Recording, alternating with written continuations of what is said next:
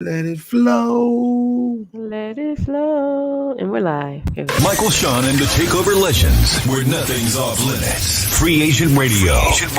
Baby, tap in. Tap in.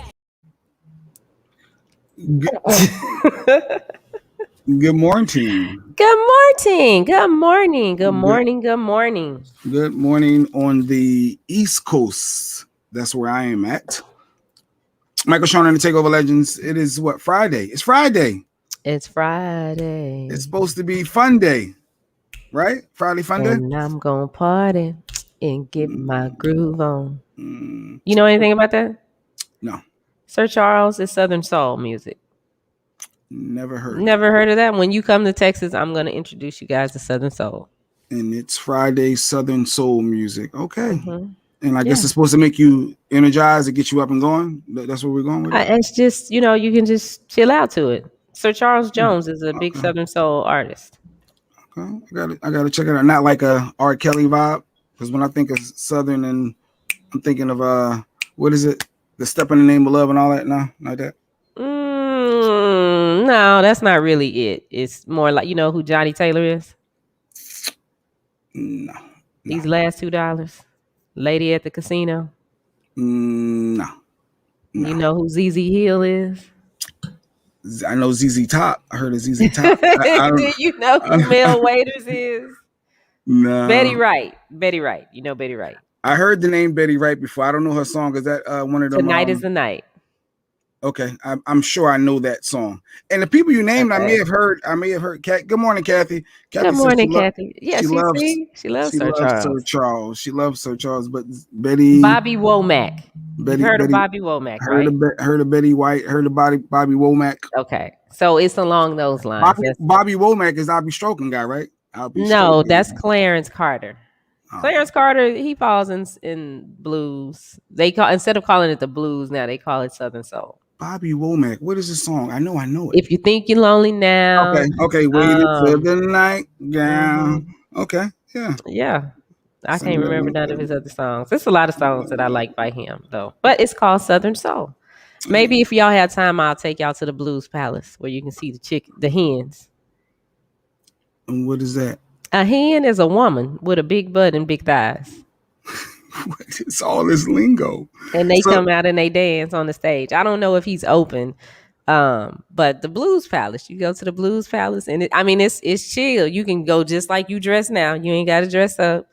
And the blues acts get up there and dance. And then he calls out the hens. They call hens.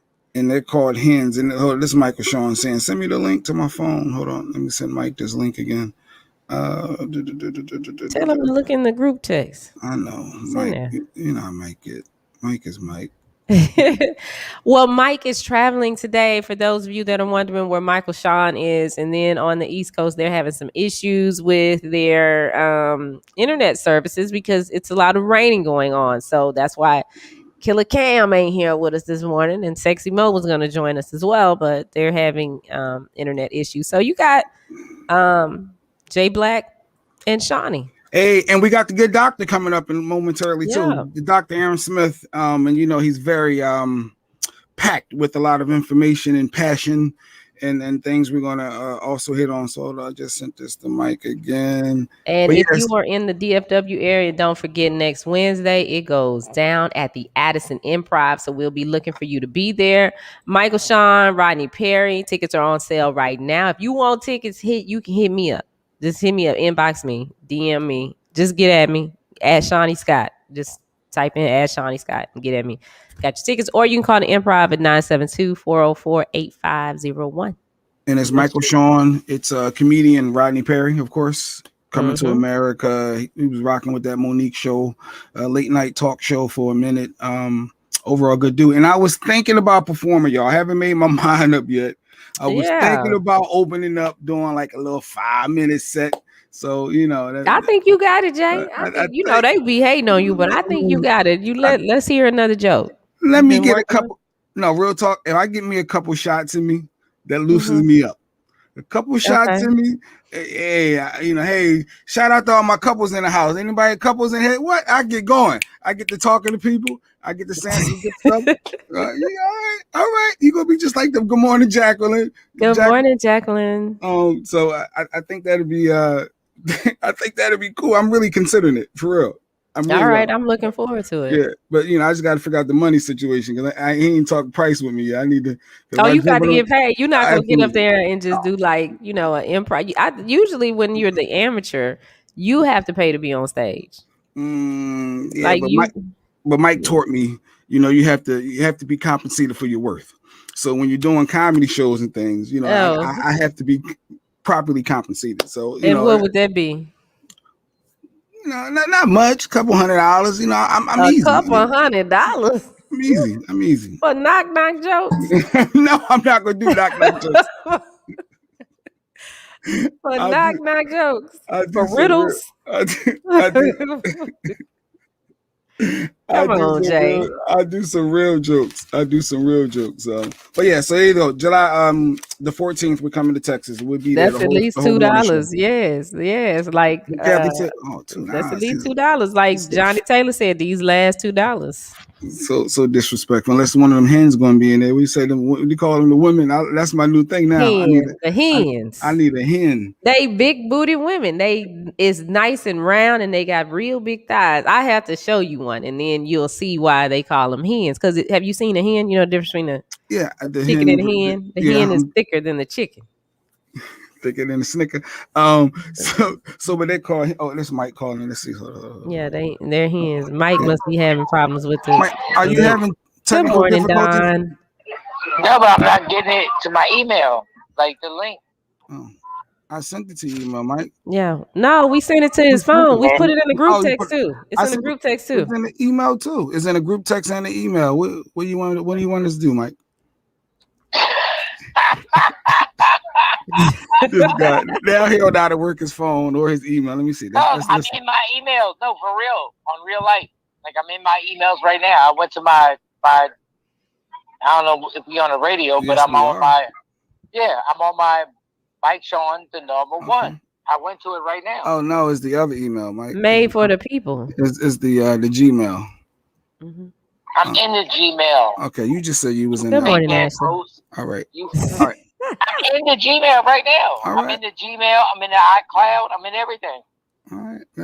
All right. We'll send it again. How about this? Just send it to my text message, and I can just send it to my phone number, and then I'll tap right in. Bam. Here we go. I'm doing it again. Okay. It's in both your emails and it's in your cell phone. It's in a group text. It's in a group text. So click on the group text if you want it faster. Why would you send it to a group text? Why wouldn't you send it directly to me? Because that's where it was sent to, Mike.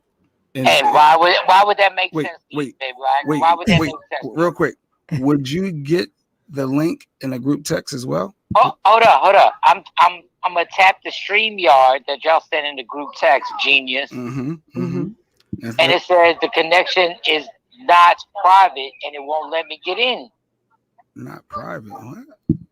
All right, Mike. Where? Let me do it again. Let me see if I click on it, what will happen? Yeah. I'm gonna check my email right now. Mine opens right up when I click on it. Wow, maybe. Yeah, maybe it's your settings. Shawnee said maybe it's your settings. Yeah, because it opens for me it's too. Not the settings. I got everything else.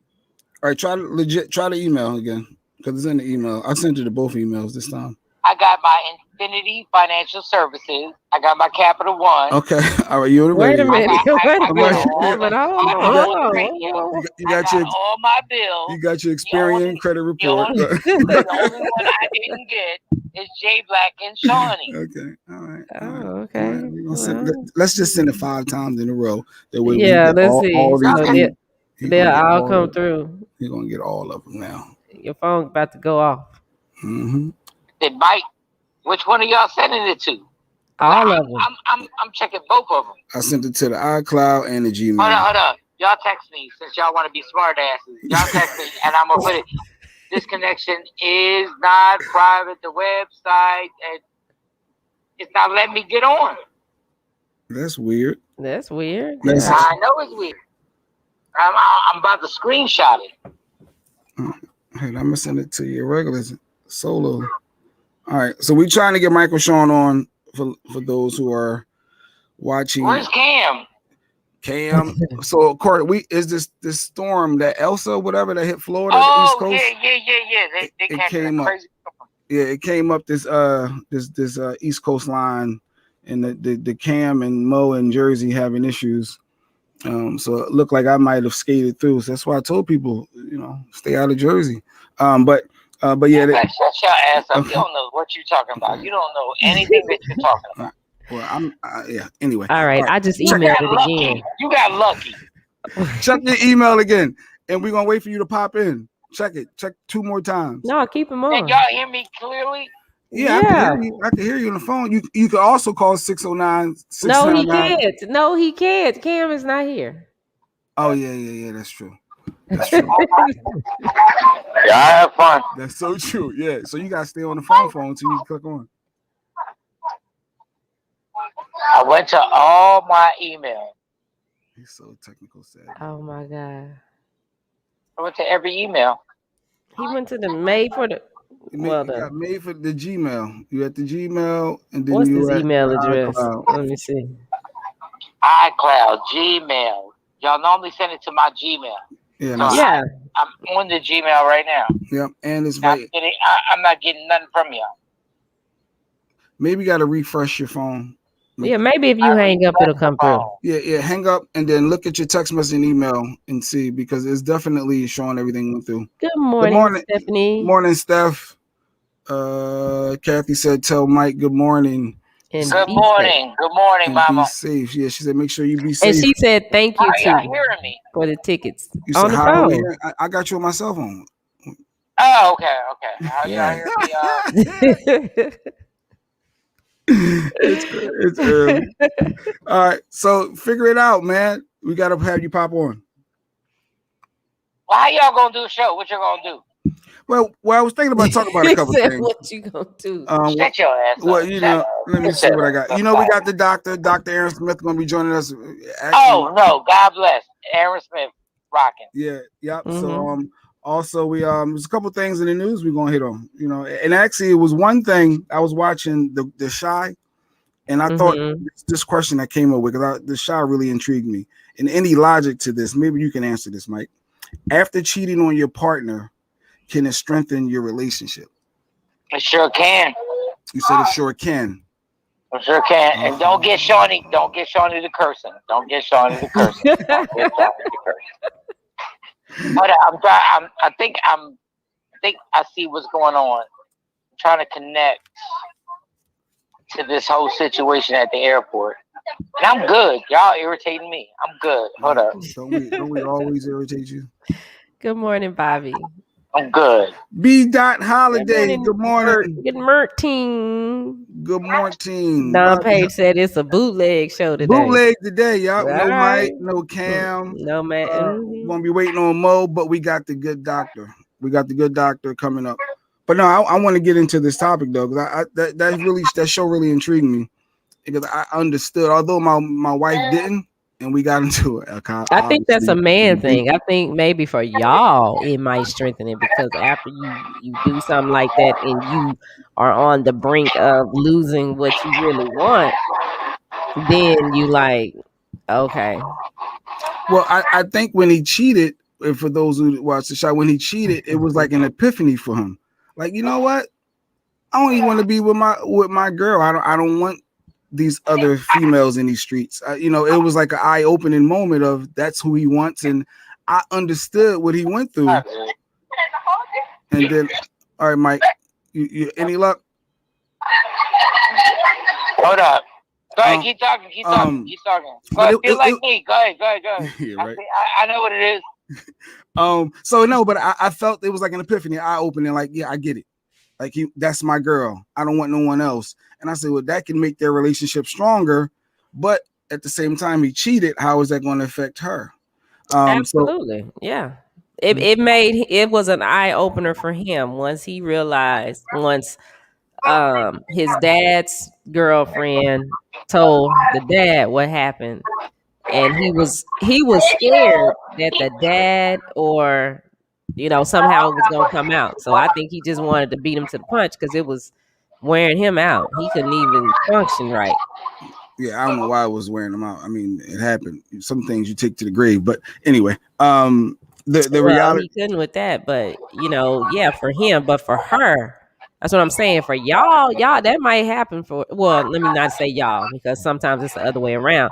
But for the person that did the cheating, yeah, when you realize, oh, you know what, I did something stupid and I might lose the real thing that I really wanted. This comes out, or I'm gonna go ahead and be honest. Yeah, it makes you get right in your life. But as for the person that is on the other side of that makes. I mean, for me personally, when that happened, I'd be like, well, maybe you ain't the one. Maybe I'm selling myself short because you don't see what's here until you go jump in another lake. I don't know. But if I have you propped up, you're my queen. You're the one. No, I wasn't the queen. Well, no, at this point, it highlighted to me. You are it. I cheated, and I realized I cheated, and you're the best thing for me. Nothing else matters but you. And then I'm pouring all my love and affection into you. Wouldn't that strengthen that relationship? It wouldn't strengthen it. It helps you, but what does that do for me? You keep talking about the other person, the person that did the cheating. Yeah, for them, they done had a whole epiphany. But the other person, they've had an epiphany too. Like, well, damn, I've been out here holding this joker down all this time, and this is what's going on. And now you at that point where you got to decide, hey, is this the best thing for me? He's all into me. He's building me up. And moving forward, this can make things stronger, or it can be no, because he cheated. I don't want to deal with you at all. No, it's well, you've said all these things to me before. So how do I know that you're not gonna go back in them streets again? Because we see how she handled it. Now the thing with them, what I will say about these two characters is they're young. They've been together since they were in high school. You know what I'm saying? So they've been together since they were in high school. He been cheating on her. They not 40 years old doing this. So I guess they still trying to figure out life. So I guess that leads into an overall question. Is there such a thing as being too honest in a relationship? Like, is there such a thing as that? Like the fact that he told on himself, like, is there such a thing as being too honest, or do you want honesty? I don't think for that situation, I don't think he was too honest because that made her go do something. That made her go out and have her own experience. And I think when you're that young, like, I think that's too young to be getting married anyway. I think, me personally, I don't think you should get married till you about 38 or 40. Somewhere in there. Okay.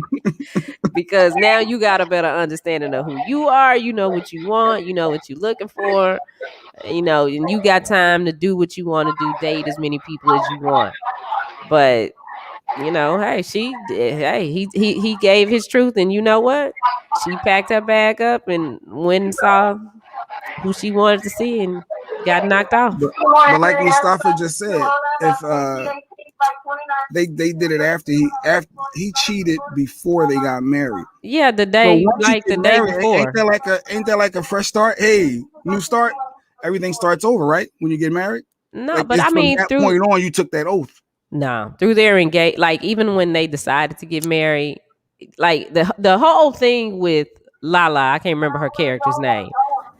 It wasn't like it wasn't nothing that was premeditated. It just kind of happened. He had been looking at her. He had been looking at her. She had been looking at him, and then one day it just happened. So it wasn't like he was ever trying to check for her or get with her. It was one of those things that really just happened. But this happened. I think I can't remember if it was when they had their engagement party up there at the store. It was like that night. Yeah, right before the grand opening or whatever it was. Yeah. No, so, he proposed to her. He proposed to her after they had sex. But what I'm saying is, you're married. I feel like a marriage is a fresh start. So what happens before you're married, it happens. Clean slate. What she says, you're single until you say I do. No, if we decide that if we've decided that, okay, this is me and you, then it's me and you. And that's what I expect. Well, according to the Honorable Kevin Samuels, he said, you're single or you're married. There's no, you're single until you're married. So until I'm married, technically, I get what you're saying. You're in a relationship and you're supposed to be faithful even when you're dating or and all that. But I thought the marriage aspect changes things. Like when you get married, it goes in different. If we are dating, if we are just dating, that's one thing. But if you come to me and say, hey, because I ain't the one that's gonna say this. And this is why I won't say it, is because it's up to the man. When it come to me, it's up to him. Because I don't want you to ever say, well, you the one that forced this, you put this on me. No, you came to me and this is what you said you wanted. I agreed. So these are my expectations. If you come to me and say, hey, Shawnee, I want this to just be me and you. Let's take this to the next level. And I say, okay. Then I have some expectations there. If we just, dating and, every now and then we go out, hey, yeah, you do you. But the minute you say to me, hey, I want us to be more serious, I want it to just, you and I just to see each other, then I have expectations. Kathy got it. If you cheat while you're single, you cheat while you're married. Yeah, you're not committed to nothing. It's in you. We're not talking about just dating. Dating. If y'all dating, ain't nobody made a commitment. You have it. I mean, because me personally, I don't really know about the whole married thing. I can't honestly say that's something that I want to do again. I question that cheating, and then you cheat while you're married. I question that. What you mean you question it? So you cheat while you married? No, it says you cheat while you're single. Then you cheat. It's just in you. What Kathy said, basically, a cheater's a cheater. And I don't. So you never cheated on someone and then stopped? No, like I've never cheated on somebody. Married them. If I'm go ahead. If I'm if I'm in a situation where I'm dating somebody and I become interested in somebody else, I break up with that person because that's unnecessary. You ain't got to cheat on nobody. I'm gonna go on a hunch and say the masses. There's individuals, a lot of people that have cheated, and then during the course of their relationship or they got married, then stopped after that. I don't think it's in you is in you. You realize that you have a lot to lose, so you may stop. But while you're dating, yes, it possibly happened. I'm sure cheating could be in the mind of the individual. It could have been you talking to another dude. I could think that's cheating. Now we talking about you went and slept with somebody else. Let's be clear. Okay. Not you went and had lunch with somebody else. We talking about you went and bumped uglies with somebody else. Some sort of sexual activity happened. Yes, that's what we talking about. That's the cheating. You no, and no, Don, I don't. The second marriage. Well, is it better? I guess it would be better than the first. Maybe, yeah. Yeah, I'm on number 3, so I've been trying to do the math and carry the 1. I know the third one is the best so far. Like that's been the one. Wait a minute, you done said so far. It's only been 7 years. It's only 7 years. I'm still keeping my eyes open. I'm making sure. Lord. You better slow down. You better slow down if you want that bacon this morning. That phone gonna start going off. Well, you gonna get some text messages. One day she gonna come up there like the lady on Tom Jerry and just pop you in the head with a pan or something. All we gonna see is boop. Like, dang, what happened to Jay Black? No, but that cheating that Kathy said threw me for a loop. But yeah, is there such a thing as being too honest in a relationship though? As much as we, yes, be honest and be transparent, can you really be? So is there such a thing? Like, would you prefer your mate to be brutally honest or consider my feelings? I prefer the brutally honest because at least I know. I might not like it. It might hurt my feelings, but at least I know. So I'm not looking at you like, this joker think I'm stupid. He really think I'm stupid, and I'm gonna play this game. Because when that happens for me, then I start losing respect. And once I lose respect for you, then it's over. We might as well go on and throw the towel in.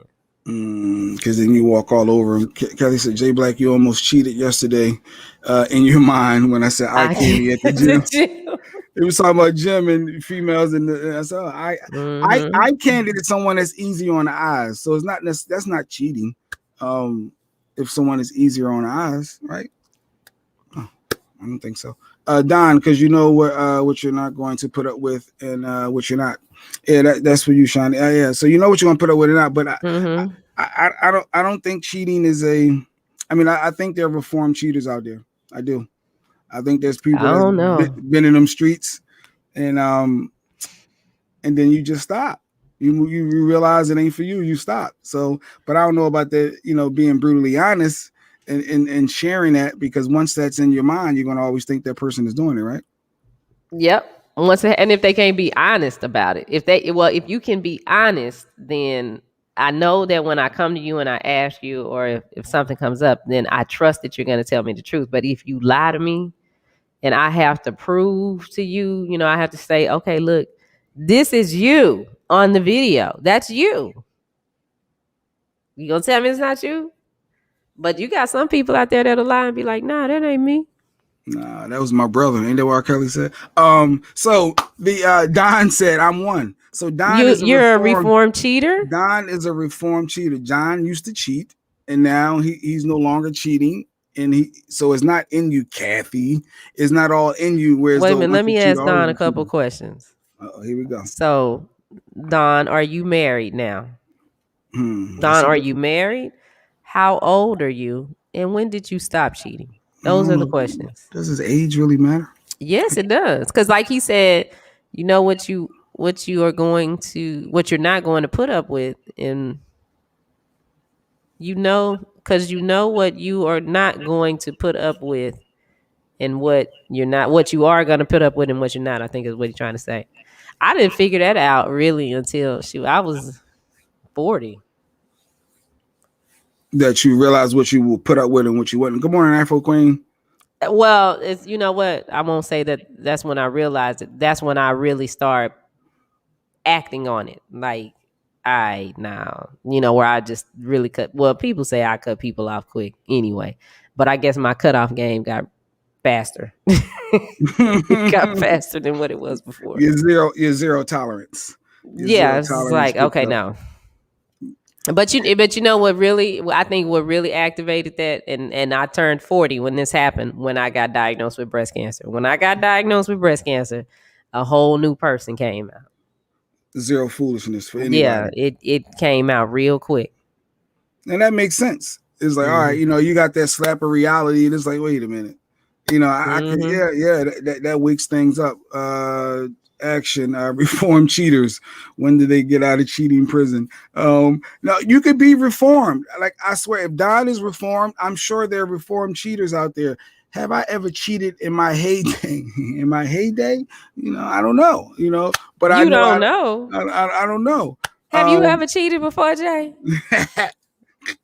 That's just yes or no. That's just it is about you, because this is the show. You the show today. Mike Shawn not here. So no, I'm not the show today. You the show today. Nah, you. But okay. No. Go ahead. See, there go Don. See, he said, yes, I'm married. I stopped about 10 years ago, and I'm 53. So he was 40 years old before he realized it. At 25, that ain't what he was trying to do. At 35, he was still out there in them streets. You see what I'm saying? That's why I say don't get married till you about 40 years old. Between 38 and 40, that might be the sweet spot. That's when your education click in. That's when you learn. That's when you have a lot of knowledge. I mean, and that's just my opinion. But cheating after 40. Do you cheat? Hey, once you say I do, all bucks are off. I do agree with that. Once you're married, I don't think that the cheating should be an option, unless your spouse ain't meeting your needs. But wait a minute. Wait. So we're not talking about this marriage. We're going to talk about your last two marriages. So you never cheated on your wife in your last two marriages. They over. It don't matter. So did you ever cheat on your wife? According to Kathy's theory, No. Being a cheater, it's always in you. And I know I ain't doing a darn thing. My 2021, what? So, okay, so the answer is yes. Have I cheated in the past? What is the relevance of that? Because that's what we talking about. What you mean? What's the relevance? No, You the one who brought the topic up. Look, now I'm trying to Donald Trump you. I'm trying to pivot. Yeah. So the answer is yes. Okay. Yes. They cheated. Yes. I cheated in a heyday. Okay. Yes. So, and what made you cheat? Like, what? So the chick that you was with, she wasn't giving you everything that you needed? What was the question? Is there such a thing as being too honest in a relationship? Wow. So you want me to be honest? Yeah. That's what you want? Let's read, Bobby. Let's read B. Dot's holler. B. Dot, what do you say? He said, in my early 20s, I was planting seeds in fertile soil. So you must got a whole bunch of kids. I'm 53 now. If you think the same at 53 as you did as you 24, you haven't grown it up. Well, Bobby, there are a lot of men out there that are 40 plus that still are trying to get run them streets. Yeah, they trying to run them streets. For real. Don, he cheated his whole first marriage. And how old were you when you first got married? And I wonder if he's probably in his 20s. And that probably played a part in them the demise, obviously, because she may have had clues, or she may have been cheating as well, or had thoughts. Because I know I got married. I was like 26. I didn't want to get married. That was the thing. I ain't want to get married, but okay. I was always looking. Like, dang, what if I wouldn't have did this? Then I could talk to him. All right, so Bobby is a long time friend. Matter of fact, in my first marriage, he was one of my groomsmen. That's how far me and Bobby. So Bobby know all your dirt. Yeah, when he saw about telling that bachelor party was fun, wasn't it, Bobby? See, look at that. Look at that. Allegedly, look at that. That bachelor party was allegedly fun. Don said he was 22. 32. Okay, so see, that's young. And that's what I'm saying. When you get married about 38, 40, you got your career in place. You've gotten now because, people like to, this is what I bring to the table. Okay. At 22, I didn't meet too many other 22-year-olds that were on the same level as me. Good morning, Queen Born. I had my own cars. I had 2 cars paid for, had, my spot. And I ain't known too many other 22-year-olds that was in that position. So, but by the time you get 38, 40, you should have, your own spot, your own things. Your career should be in place. You should have 401k. Some stuff should be in place. You want credit scores. You want, okay. I see where you're going. Yeah, you need to be established. So you ain't, neither party should be having to carry the other person 100% of the time. That could be true, because I didn't learn about 401k till late. I was anti 401k. I didn't understand. I'm like, no, I want my money. Now I didn't get it. So it may be some truth to that. I was 27 and I have no kids. And yes, that bachelor party was fun. Okay, because he said he's trying to plant everywhere. I'm like, well, dang. How many trees you want to grow? Lord. You out here got 23 kids. Yeah. Or no kids that you know of? Are you sure you don't have any kids? You sure ain't none popping up somewhere? Are they grown and you just don't know? You still out here planting seeds? Because these sugar daddies, I'm not calling you a sugar daddy, Bobby. But they be, knocking these little girls off. Bobby's a sugar daddy. Oh, Bobby, you a sugar daddy? No, I ain't say that. Before you start putting something in the comments. No, B-Dot's good. Bobby is sugar daddy, all right? I want a sugar daddy that I ain't got to give no sugar, and that just ain't working out. Oh, God. You just want to receive. You just want to receive all the time. Yeah, like, hey, sugar daddy. Me and my daughters want to go to Jamaica for the weekend. You got it? All right. They just need to say, all right, here, baby, have a good time. All right. We'll bring you some groceries when we get back. No. Kathy said, tell it, put that back up there. She said, tell it, Bobby. We want to know how Jay Black was back in the day. That don't count back in the day. When you young, we all young and we learn and we grow. So our youth is different from when you hit 40, things change. So now I'm in my 40s. I'm good. I'm good. I learned and I move on. I'm in a nice, healthy, stable relationship. Life's great. Yeah, life is great now, but before you was a savage out there in them streets. Oh God. And then you the radio guy. Oh my God, let me tell y'all about the radio guys. They are the worst. They are the worst. I have seen street teamers pull all kinds of chicks just because they had, some kind of power, or it appeared that they had this power. Listen, Groupie love. they got the tickets to the Groupie events. They can get you in. Yeah, that. We were together for 15 years, met in high school, and marriage only lasted 60 days before I met the love of my life. 60 days. So you cheated for 60 days straight. 60 days. But that's what I'm saying. Y'all met in high school. You didn't get to get out there and meet other people and figure out what you like before you settle down. That's what I tell my daughters. Don't worry about that. Go do what you want to do. All that's going to be there. It's always going to be a man somewhere around the corner. Bus come every 15 minutes. That's what my grandma used to tell me. Bus come every 15 minutes and you can get on every last one for free. But sometimes you got to put work in to make it work. You just can't jump to the next bus though, right? No, but you got options. You have options. You don't have to just settle for this. Well, it's really telling if you're conforming and changing and building that perfect relationship, that perfect. There is no perfect relationship. Well, yeah, not perfect, but you get where I'm going. But it takes time, right? Sometimes you got to build things up. You got to get things to where you want it to be, versus it ain't going to come all inclusive. Man, listen. When I go to the car lot to buy a car, I buy the car that I want. There you go. When I go look for somewhere to stay, I get what I want. I don't care about the price. I get what I want. So that way, I'm happy. I'm not sitting in there because it was before I moved here, it was some other things that I looked at that were nicer on the pocketbook. Okay. But had I done that, then I'd be sitting there right now going, dang, this really ain't where I want to be. And I'm locked in this lease for however long. And dang. Buyer's remorse. Mm-hmm. Yeah. But hey, I get what I want. So the same thing. If it ain't got to be perfect. Nobody is perfect.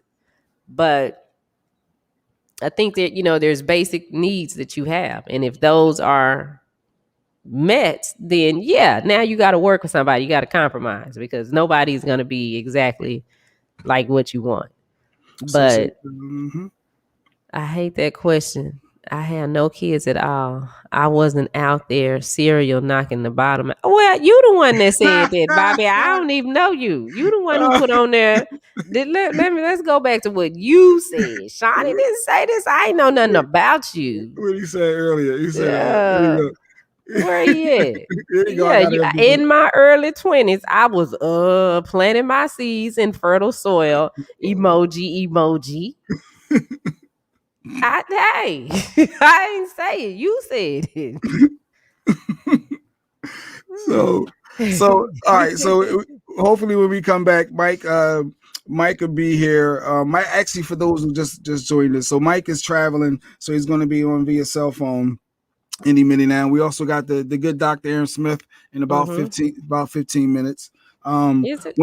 Yeah, it's about 15 minutes. But when we come back, can we talk about that burglar? It was something I saw on the news, and it caught my eye. I thought it was interesting. So somebody had a naked man burglarizing their house. Hold on, let's read what Kathy said real quick before we shift gears.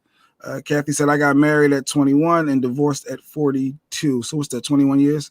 I didn't date for a while, but when I got myself together, dating became fun again. Sounds like that took a lot out of Kathy. I'm 21 years. It took a lot out of her. But she said dating became fun again. Like, it's not fun for me.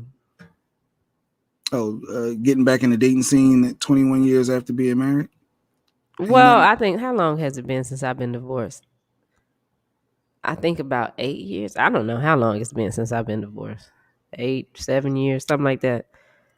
But no, I don't like dating now. Ain't nothing out there, it's as they say. It's so, to me, it just seems like it's so many games being played. It's like, You know, people aren't. Well, it's not the same either because you have the online dating apps. So like I'm on a couple of those. That's weird. It's I'm like you texting back and forth to somebody, and I'm like, I don't want to do this. This is my number. You can call me and talk to me. This is interesting to me. I didn't peg you for an online dating app person. I felt like you were more in person. Somebody meet you and you chop it up and. Well, that's what I would prefer. Yeah, meet in person. But for the most part, I'm here in front of this computer or I'm at track with the kids. So ain't no opportunities really for me to meet somebody. So it was suggested, why don't you try online dating? So I'm like, all right, I'll try it. And you get your little messages, you put your little pictures and stuff up there. But they sitting there texting you and it's like, just call me. We grown. Just call me and we can talk on the phone. And that, I don't know, somebody that's just texting me, and then you calling and it's short, and I'm like, no, he probably married or he and something else. Hey Bobby, you can't call it Free Agent Radio right now. We're not up on there because DJ Cam doesn't have any power over in South Jersey from the storm. So there's no phone lines. The Elsa to knock the phone lines out and Cam, so you can't call in. Queen Elsa. But back to you, this dating app. This is intriguing to me. I don't know how I feel. I know how. What do you mean? What you mean? You know how you feel? Jay, my big brother, y'all. Y'all didn't know Jay is my big brother. I don't know. It feels kind of. I know a lot of people into it. The dating apps, I don't know. Well, I don't even check them now. Like they just there. I need to really go in and take the profiles and stuff down, but I haven't taken the time to do it. Somebody judging swipe. Do you know every time somebody look at your profile? Like, do you see it that when someone looks at your profile or not? I don't know. I don't know. I think one of them might tell you if so many people looked at you. Like, I'll get little notifications that say, these people want to meet you. And I don't go look. I met one person off of it. One in person. And he was cool for about 7 days. And then what? He got too aggressive? He got too pushy? No, he didn't get too pushy. It's just, I think he just had a lot going on and he was trying to, he was portraying himself as one thing. Of course. And I won't say nothing. Like when I can see that, okay, you lying. I just listen. I let you hang yourself. And so and then, when you ask somebody about their job and they really can't tell you, then dancing. He dancing around. Yeah. So yeah, I mean, yeah, someone right. Like it's something that isn't right about the situation. And so shoot, I just told him, listen, it was nice meeting you. But I wish you the best. But he done hit back a couple times. I'm like, man, yeah. Well, maybe we can go to lunch. We'll see. And we'll see means no. Yeah, seemed a little desperate. Yeah, when he's still trying. But yeah, you meeting a representative, and sometimes in that representative, everybody's trying to impress on those dating apps. They putting their best angles, the best pictures, the best this, and I guess they want to seem like they're such a hot commodity. But I don't know about a dating app. Does it really work long term? Some people like Essence Atkins. You know who Essence Atkins is? Of course. I told you I had a story with her. Yeah. Back in the day. Mm-hmm. She met her guy on Match.com. Essence Atkins. Because I was like, well, dang, if she can find somebody on there. Well, I didn't do Match because I didn't want to pay all that money. And maybe that's the problem. I'm doing the free apps. Right. Hey, the more frugal people out there with you, we're gonna save some money together and meet each other. No, that makes sense. But the Essence, but that's a small sample size. That's one person, out of millions. That's on like, yeah. Does it really work? Who's the thought? I see something about the thought with Kathy. Oh, wait a minute. She says it's not too much fun now because I'm older and those thoughts are what some guys my age are looking at. Don't get me wrong. But I'm still fine as a 60-year-old and full of energy. Yeah, I get that too because they all into now the one thing that I do like is, my pictures, of course, I'm usually, all made up and stuff. But I like to meet people like this because for the most part, this is how you gonna see me. Now, if we going out, of course, I'm gonna go get my hair done, and you get to see my real hair. But nobody's ever been like, oh, you catfishing me. I'm like, no, this is it. We going to just kick it like something regular. This is it. Well, I probably won't wear this wig, but I put my hair in a ponytail. But I'm about to say, wait, that's not your hair? Yeah, guys, we're horrible with determining if it's a wig or weave or whatever. Well, yeah, because when I get my hair done, they're like, well, what's the difference? Because it's colored. I have it colored the same, and it's the same length as this one. Now, that other one I had on the other day is not that long, but. So we were shifting gears. I saw this burglary. This guy, this naked guy. Wait a minute, Stacy got me. Wait a minute. Oh yeah, she met her husband on Plenty of Fish 8 years ago. Girl, on Plenty of Fish, you can chat on Plenty of Fish now, so you can see the people. But some of them get on there and they black they screen, so you can hear them, but you can't see them, and it's like, well, who are you? But I'm on Plenty of Fish too. I got so many. And they just ding, ding, ding. I think on Plenty of Fish, the men just go through and hit everybody. See, I picked up on something. You just said how you really wasn't into it, the dating apps. Now you perked up, and now it's I'm on there, and I'm seeing a lot of fish pinging around. So certain apps you like. Well, no, they send the notifications. That's what I'm saying. I haven't went in and turned it off, so they still come through. Like I'll wake up in the morning and it'll say, Lincoln wants to meet you, or this person, but I never go back and click on them. Who got me on Plenty of Fish? Why not? Who got you? It's because I would rather meet somebody face to face. But Sky is the one that was like, "Oh, Shawnee, let's get on Plenty of Fish and we can do a live in there." So that's what was supposed to happen. We were gonna do this live. We never did the live, but I clicked on it to see, okay, well, what is this? And it was this man that was a wolf talking. He had a little cartoon wolf, but it was his voice coming out, and I'm like, what? Yeah, I don't want you to see what I really look like. So honestly, I think I need you to stop all those apps. I'm being honest. I think I'm gonna have to go ahead and officially. He said, "Stop all the apps." Stop all the apps. Yeah, it's not becoming of you. I don't believe. I think you need to stay focused on meeting someone face to face. So we at the supermarkets, you're out at the whatever Whataburgers. Ain't nobody in Walmart. Ain't nobody at Whataburger. But that you need to meet someone in person. Do not meet anyone on that. I just don't feel that will work for you. Okay. I just don't. So all right. So it's official. I don't think it's working either. I agree with you. We agree on something. Look at that. Maybe at the comedy show on the 14th in Addison, you may meet someone in the crowd. And, yeah, maybe. I don't know. I can get my sundress ready. Oh wait, the doctor need the link. Yeah, that's my fault. I didn't send it to. I didn't have his email address. No, yeah, that's my fault. All right. Well, you want to take a break? Yes, take a break. We're gonna come back with Dr. Aaron Smith, and I really wanted to talk about this burglary, but maybe we can do it after the good doctor. But man, the naked guy in your house robbing you. What do you do? Man, I want to get in there. We can get into it. Because he's not coming on at 8, right? Yeah, we got a couple minutes. Yeah, so take a couple minute break, and then we come back, talk about the robbery, and then get right into the good Dr. Aaron Smith. See what's going on. I know he's gonna talk about that. The racist rant guy, Edward Cagney. Edward Cagney Matthews. He had a situation that actually happened to him, and he got into it was like a little altercation. He hit somebody's car. Verbal altercation, and next thing I know, I see a white guy with a shirt off. That's not funny. Going at him. I'm like, wait, where's his shirt at? And why is he coming at the Dr. Aaron Smith that way? And then I saw the cop in the middle. So yeah, we're gonna get into a couple things with him and let him get it off his chest. It's Friday. It's fun Friday. Michael Shawn should be popping in.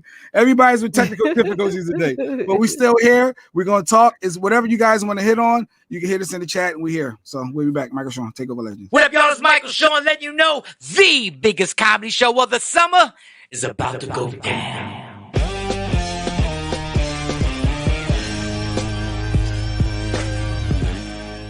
It all goes down July 14th. That's a Wednesday night at the Addison Improv. Michael Shawn and my man straight from Late Night with Monique. And Coming to America, the movie part 2, Mr. Rodney Perry. My wife be worried about me. She think I'm gonna meet a woman at one of these shows and run off. I tell her I ain't going no goddamn where.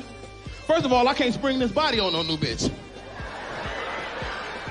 No, I'm okay with clothes on, but naked, some bullshit going on up here.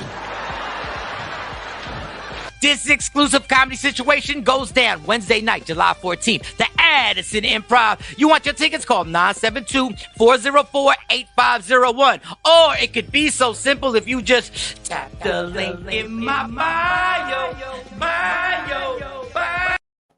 What up, y'all? It's Michael Shawn from Michael Shawn and the TakeOver Legends. And just in case you missed the show, check this out. Now, truly, I'm a wife beater, no panties type of chick. Let's go. Let's go. If I had a gun, Lunel, if I had a gun, I would have just shot it right now. I would have just shot it in the air right now, Lunel. If I had 2 guns, I would be like, boom, boom. My husband don't care about that lingerie. When we got married, you know, I had bought the little, oh Lord, yes. Wait. Come here, girl. Wow. Yes. Stop playing with me. I'm in your neck right now, little nigga. Come here, girl. I'm in your neck. I'm right by the last L. I'm right by the last L. Oh my God. I'm by the last L. No disrespect to the E's. No disrespect to the N. No disrespect to the first L. I'm by the last L right now. If I had a dime, if I had a dime for everybody who's went to sleep right there.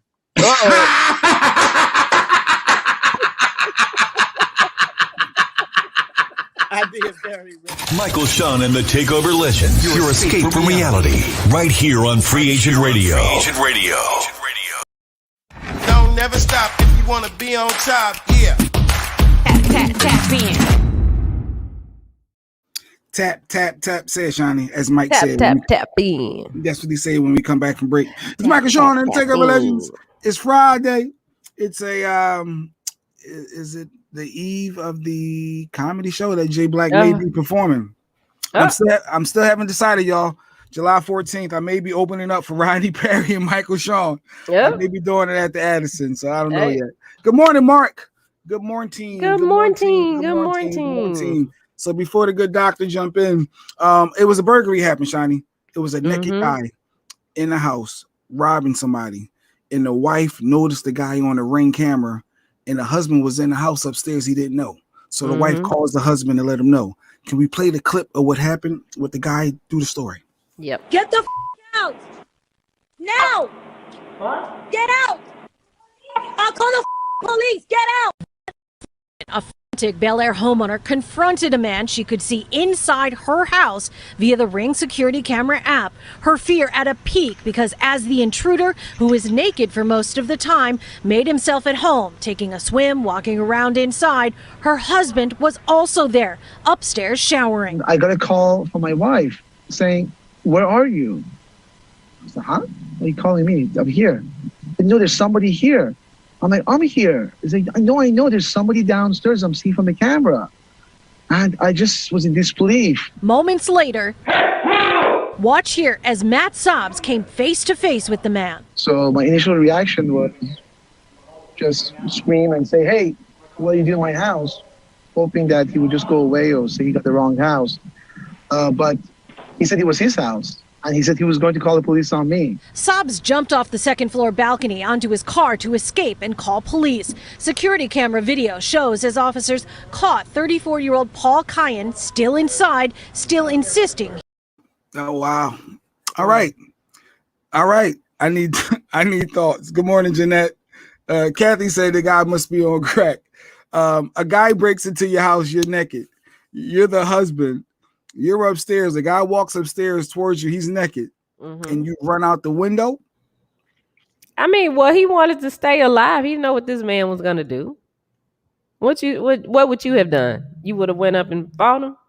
Shawnee, he's a grown man, and you ran from another man in your house that's naked. It's not like the guy had a firearm or a gun or a weapon. But he had his shorts on by then. Why are you running from some guy in your house coming up your steps? Like, so what would Jay Black have done? What do you mean? What would Jay Black have done? We scrapping. Your hands is no different than mine. Why are we running from some guy in your house that's naked? I'm confused. You wouldn't just call the police, Shawnee? No, I'm just saying. No way. Let's bring the doctor in on it. I wonder if he saw that clip. Dr. Aaron Smith. Hey, Dr. Smith. Welcome. I sure didn't. I was thinking, who's running what? Nigga, what? All right, so, let me play the clip. So now you gotta play it again. Play it again. Okay. Get the out. Now. What? Get out. I'll call the police. Get out. A frantic Bel Air homeowner confronted a man she could see inside her house via the Ring security camera app. Her fear at a peak because as the intruder, who was naked for most of the time, made himself at home, taking a swim, walking around inside, her husband was also there, upstairs showering. I got a call from my wife saying, "Where are you?" I said, "Huh? Why are you calling me? I'm here." No, there's somebody here. I'm like, "I'm here." He's like, I know. There's somebody downstairs. I'm seeing from the camera. And I just was in disbelief. Moments later, watch here as Matt Sobbs came face to face with the man. So my initial reaction was just scream and say, "Hey, what are you doing in my house?" Hoping that he would just go away or say he got the wrong house. But he said it was his house. And he said he was going to call the police on me. Sobbs jumped off the second floor balcony onto his car to escape and call police. Security camera video. I wonder, did he mess up his Escalade? I need thoughts with a good doctor. He wasn't naked though when he was coming up the stairs, Jay. Yeah, you sure. don't know what he got. Shawnee. All right, let me hear the doc. A guy after no shirt on with shorts on coming up the steps saying to you, "This is my house." And you run in your bedroom, lock the door, you jump out of your second floor window onto the hood of your car to run away to call the cops. I'm just saying, as a man, what are we doing, doctor? I don't know.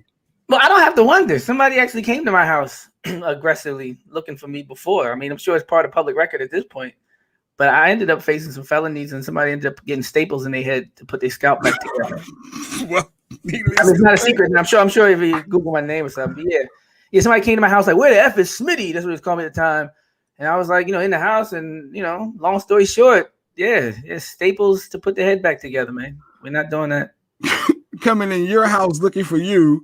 Yeah. Wait, how did you get the felony? You was defending it. I mean, at that point, because allegedly after he got kicked down the steps, allegedly it wasn't necessary to actually crack the head open. So it was like an extra, they say you're supposed to be like with your back against the wall in the back of your house and all this other rules of when you are allowed to do certain things. So apparently he had already went down the steps and was on his back and all that. And then by the time, I think it was a napkin holder that actually cracked his head open or something.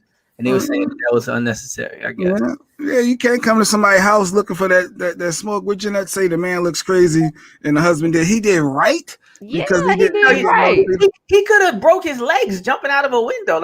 But doesn't he have a lock on his bedroom door? Like, why can't you just lock the door and the cops are coming? Now, if you heard the man busting down the door, I don't know, maybe different conversation. But the way that the interaction had started, it didn't look like that man was about to kick the door in.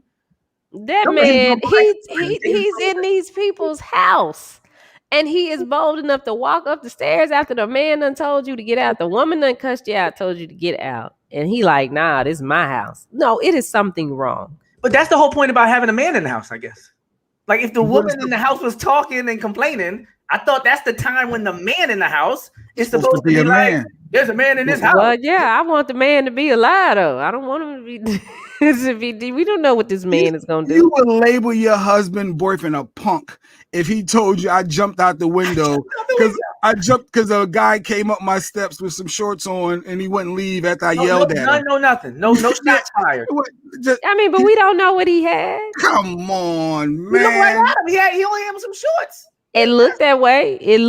But you don't know what he could have pulled out. I mean, I wouldn't call him no punk. I call him a punk if we in the house and he jump out the window and leave us there. Then, yeah, he'd be a punk. But That's nah, true. I want you to be, That's I want how you to be women think. alive. A woman's like, if you leave me, you're a punk. See, Yeah. that's how women really. I'm glad she showed that because that's what the woman's Yeah. really thinking. The women ain't thinking about you. The women's like, if you leave me, then Yeah, if you you're a leave punk. me a punk, if I got to fight him, yourself, that's acceptable. So when you watch these videos of people shooting outside the club, nobody's running. You know what I mean? Like nobody. We don't do that. Like even when the guy's right there shooting somebody else, like, oh, he's shooting somebody else, he's not shooting me. Like I just don't see somebody running in their own house. In their own, that's what's throwing me off. You're a man. That's your house. But what was he supposed to do? The man coming up the steps. He was supposed to meet him at the top of them steps and knock his behind right back down. All types of he getting stomped out completely. And then as what's the name said earlier, then call the cops. Like, yeah, you're defending your house. This person is in your house, in your property. There's no way, and I just don't see it ever happening. Me jumping out of my window because somebody is coming up towards me and saying, "Get out." I just don't see it. I just don't see it either. I mean, to be honest, I don't think I would have done that because I'm a hothead. But I mean, I understand what the man did. I want the right thing to do. I want to give you all some of the professorial perspective because there's a man named Martin Delaney. Martin Delaney was the first one of the first African Americans to attend Harvard Medical School, even though he didn't finish because of the racism there. Martin Delaney worked with Frederick Douglass. Martin Delaney was a historic figure. He served in the military, but there's a reason why African Americans don't hear about Martin Delaney. And I want to read you a quote that Martin Delaney is famous for making about the Castle Doctrine. This is Martin Delaney's response to the Second Fugitive Slave Act. This is 1850. You can Google Martin Delaney. He says, "Honorable Mayor, whatever ideas I have of liberty, I may have received from reading the lives of your revolutionary fathers. I have therein learned that a man has a right to defend his castle with his life, even unto the taking of life. Sir, my house is my castle. In that castle are none but my wife and my children, as free as the angels of heaven, and whose liberty is as sacred as the pillars of God. If any man approaches that house in search of a slave, I care not who it may be, whether constable or sheriff, magistrate, or even judge of the Supreme Court. Nay, let it be he who sanctioned this act to become a law." He talking about President Millard Fillmore, "surrounded by his cabinet as his bodyguard, with the Declaration of Independence waving above his head as his banner, and the Constitution of his country upon his breast as his shield. If he crosses the threshold of my house, and I do not lay him a lifeless corpse at my feet, I hope the grave may refute my body a resting place, and righteous heaven my spirit a home. Oh no, he cannot enter that house, and we both live." Wow. That's why the black children don't get Martin Delaney every day, and they get Martin Luther King. Because if you grow up learning about Martin Delaney every day, you ain't jumping out no windows. You jumping for all that smoke. Yeah, this is true. true. He said, "Let the president come to my house." And your actions are about amen. He said, "Both of us ain't living." But that's why they say he ain't gonna be in the books. They're gonna replace him. They're gonna say Kamala Harris first. No, I'm more Martin Delaney than Martin Luther King on this one. I'm not. We both ain't going out this house, and I ain't going out the window. Jumping out your second.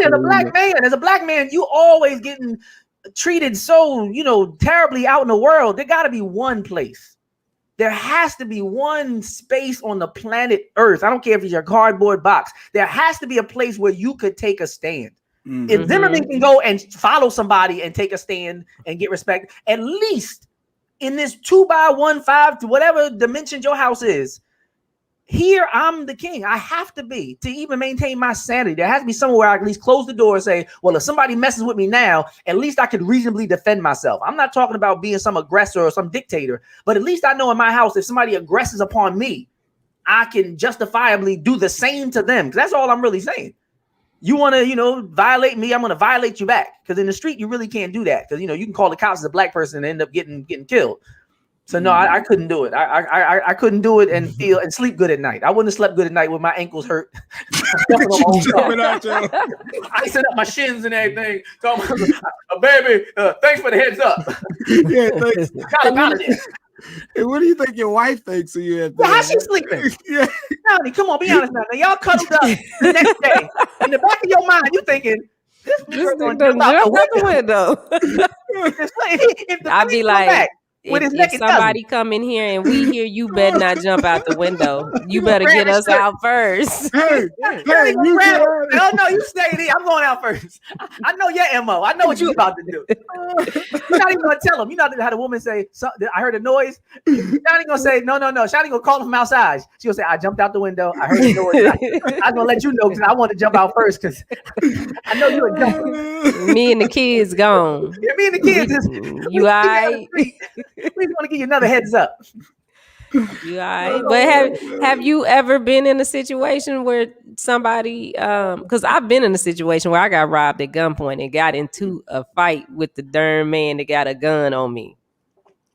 Now you alone on that one. Because I remember one time a dude put a gun on me and he said, don't muh. And all I heard, I think he said move, but by the time he finished, I was already gone. I could fight, but I'm not stupid. I'm not fighting. Right? Like this, he said, don't muh. I ran track with him. I know he's probably like, that nigga fast, right? Because by the time he finished saying move, I had to be at least a block away. Like I couldn't even hear their voices no more. I was gone. But no.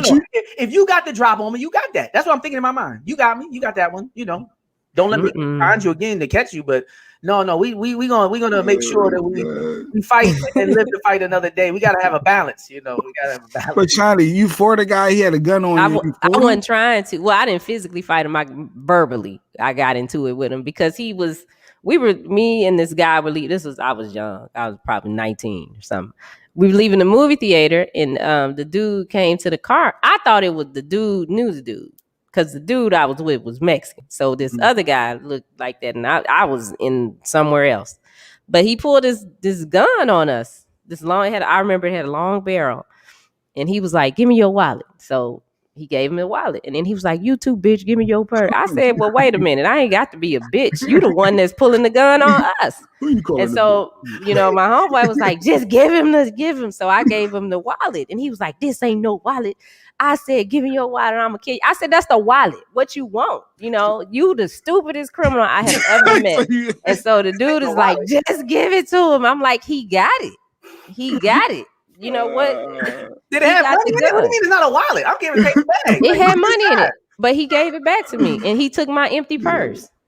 So I was just like, and then my friend was like, he said, "Don't ever do that again. I don't ever do that again if we're in that situation." Yeah, Shiny about that life. Yeah, no, gunpoint is different. Wait a minute, Shiny, gunpoint is different. No, I don't. But is that word the B word? That like when he said that, I'm like, wait a minute, you got a gun on me, and I'm the bitch. You got a gun on me, and I'm the bitch. Like for real. Okay, come on. Full Queen Latifah on him. the gun didn't present any problem. The gun was okay. But when he went around and called you out your name, see that's that cultural part that disconnects. He didn't know who he was talking to. See, a black robber, burglar, whatever you want to call it. I don't know the difference. I don't rob people. But a black stick-up kid would have been like, "Can I have your purse, ma'am?" He would have known the gun was okay, but he need to make sure he shows some respect while he robbed y'all. Yeah, he calling me. I'm for real. We out in the movie parking lot and you doing this. This ain't no wallet. Dang. And now then you the fashion police. You a robber and the fashion police telling me what a wallet is. Gotta love it. So all right, so shifting gears. So we have the good Dr. Aaron Smith here. Of course, in the news, first thing I thought about when I saw this, I thought about you. The guy over in South Jersey, what was his name? Shiny Edward Cagney Matthews. So of course everyone knows about the racist rant. And he told on the map. He said, "Pull up." He called everybody out, gave the address out, put the pin on it, as they say, and say, "Yo, holla at me." They hollered at him. I need your thought. Well, first, Shiny, play the. I guess what happened when they all got there and the cops took them out. Just play a little clip to remind people, and then I want to get the good doctor's thought process on that.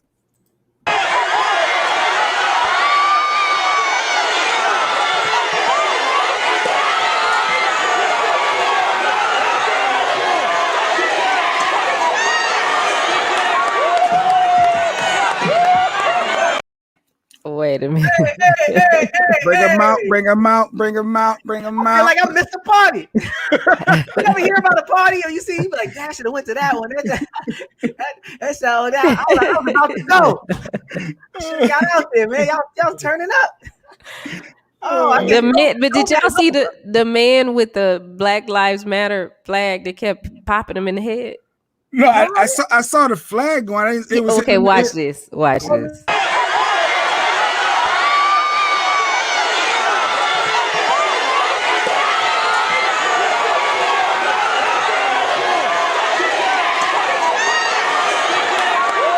With a do-rag. I didn't see it earlier. Like Big pointed that out. He was like, "You didn't see the man and beating him with the flag." I'm like, He popped him like 4 times. That's ironic because on January 6th, when they were hurting that officer that ended up losing his life, one of the the problems was that they were yelling "Blue Lives Matter" and all that, and they were attacking the police. And one of the men in the January 6th insurrection was using the flag to hurt the law enforcement officer. So it's just funny how the table turned, I guess. And there's a historic picture from Boston, back in the day of a white man, trying to jam a flagpole at an African American. So this whole hypocrisy, the symbolic hypocrisy of, this liberty and justice being used as a weapon to oppress people. Now it's, turned back on them. Now we got flags. Now we, no, I think that it's really interesting. And I think we need to make sure that we realize that there are people working right now to ensure that never happens again. One thing that African Americans don't do, we take a lot of time celebrating the victories, which we should, but we need to temper that and realize that as we make progress, there's always plans for a backlash. Mitch McConnell and others during the CNN special were talking about the victory of Barack Obama, and they said that they had a meeting the night of the inauguration. So while we're watching Beyonce sing Etta James at Last, and how beautiful it was for Michelle to hold Barack and everything. Mm-hmm. They were meeting in DC just down the street, planning to make sure that nothing he did succeeded. And they admitted that. So we need to realize that when we're celebrating, they're going to watch that video and say, "Oh, never again." Because if they realize their power, which is what usually happens when we make some progress, they have to ensure that the laws are changed and there's going to be different statutes. They're going to be justified in clearing crowds. And back in the day, there was no right to assemble for African Americans, right? 3 or more of us was considered a mob. Break it up. They still say that to this day, even during the Rizzo administration. If they see 4 people on a corner, they'd come break it up for no reason. If you ever watched the movie Beat Street, when they were in the subway and Lee and them were battling and they arrested them for, there's always been this just for dancing. Y'all can't get together, right? So I would estimate in a small town, I know I'm in Montgomery County, so y'all know what we do. We unseal depositions and all that. We break your constitution right away. So I know that if they don't like what you did, they go to work on changing the rules. They call it the jockey syndrome. Back in the day, the African-American enslaved African-Americans were jockeys. And when they started winning money as jockeys, the first, 4 or 5 Kentucky Derby winners were African-American. The reason why all the jockeys now are white are because once it became lucrative, the white jockeys literally sometimes ran them off physically and changed the rules to make sure that the black jockeys were not, at the forefront of the sport. So every time they changed the rules, whether it's Lou Alcindor when he first did the dunk, they tried to outlaw the slam dunk, right? Simone Biles right now is doing moves nobody could do. So they say, oh, nobody could do those moves, right? They've been doing this forever, moving the goalposts, changing the rules. They call it the jockey syndrome, and it works with social justice as well. So I just want the people of Mount Laurel, although they should be commended, on their unity and on their strategy. Just know that the devil don't sleep, and they are making sure that you will not be, dictating who gets arrested in the future, at least not utilizing the same strategy. So we got to stay one step ahead, and we were one step ahead with that one. So how can they stop that? Literally, it was, of course the arrest came because it was too many people out there, and they didn't want to have that go through the overnight hours because anything can, happen overnight.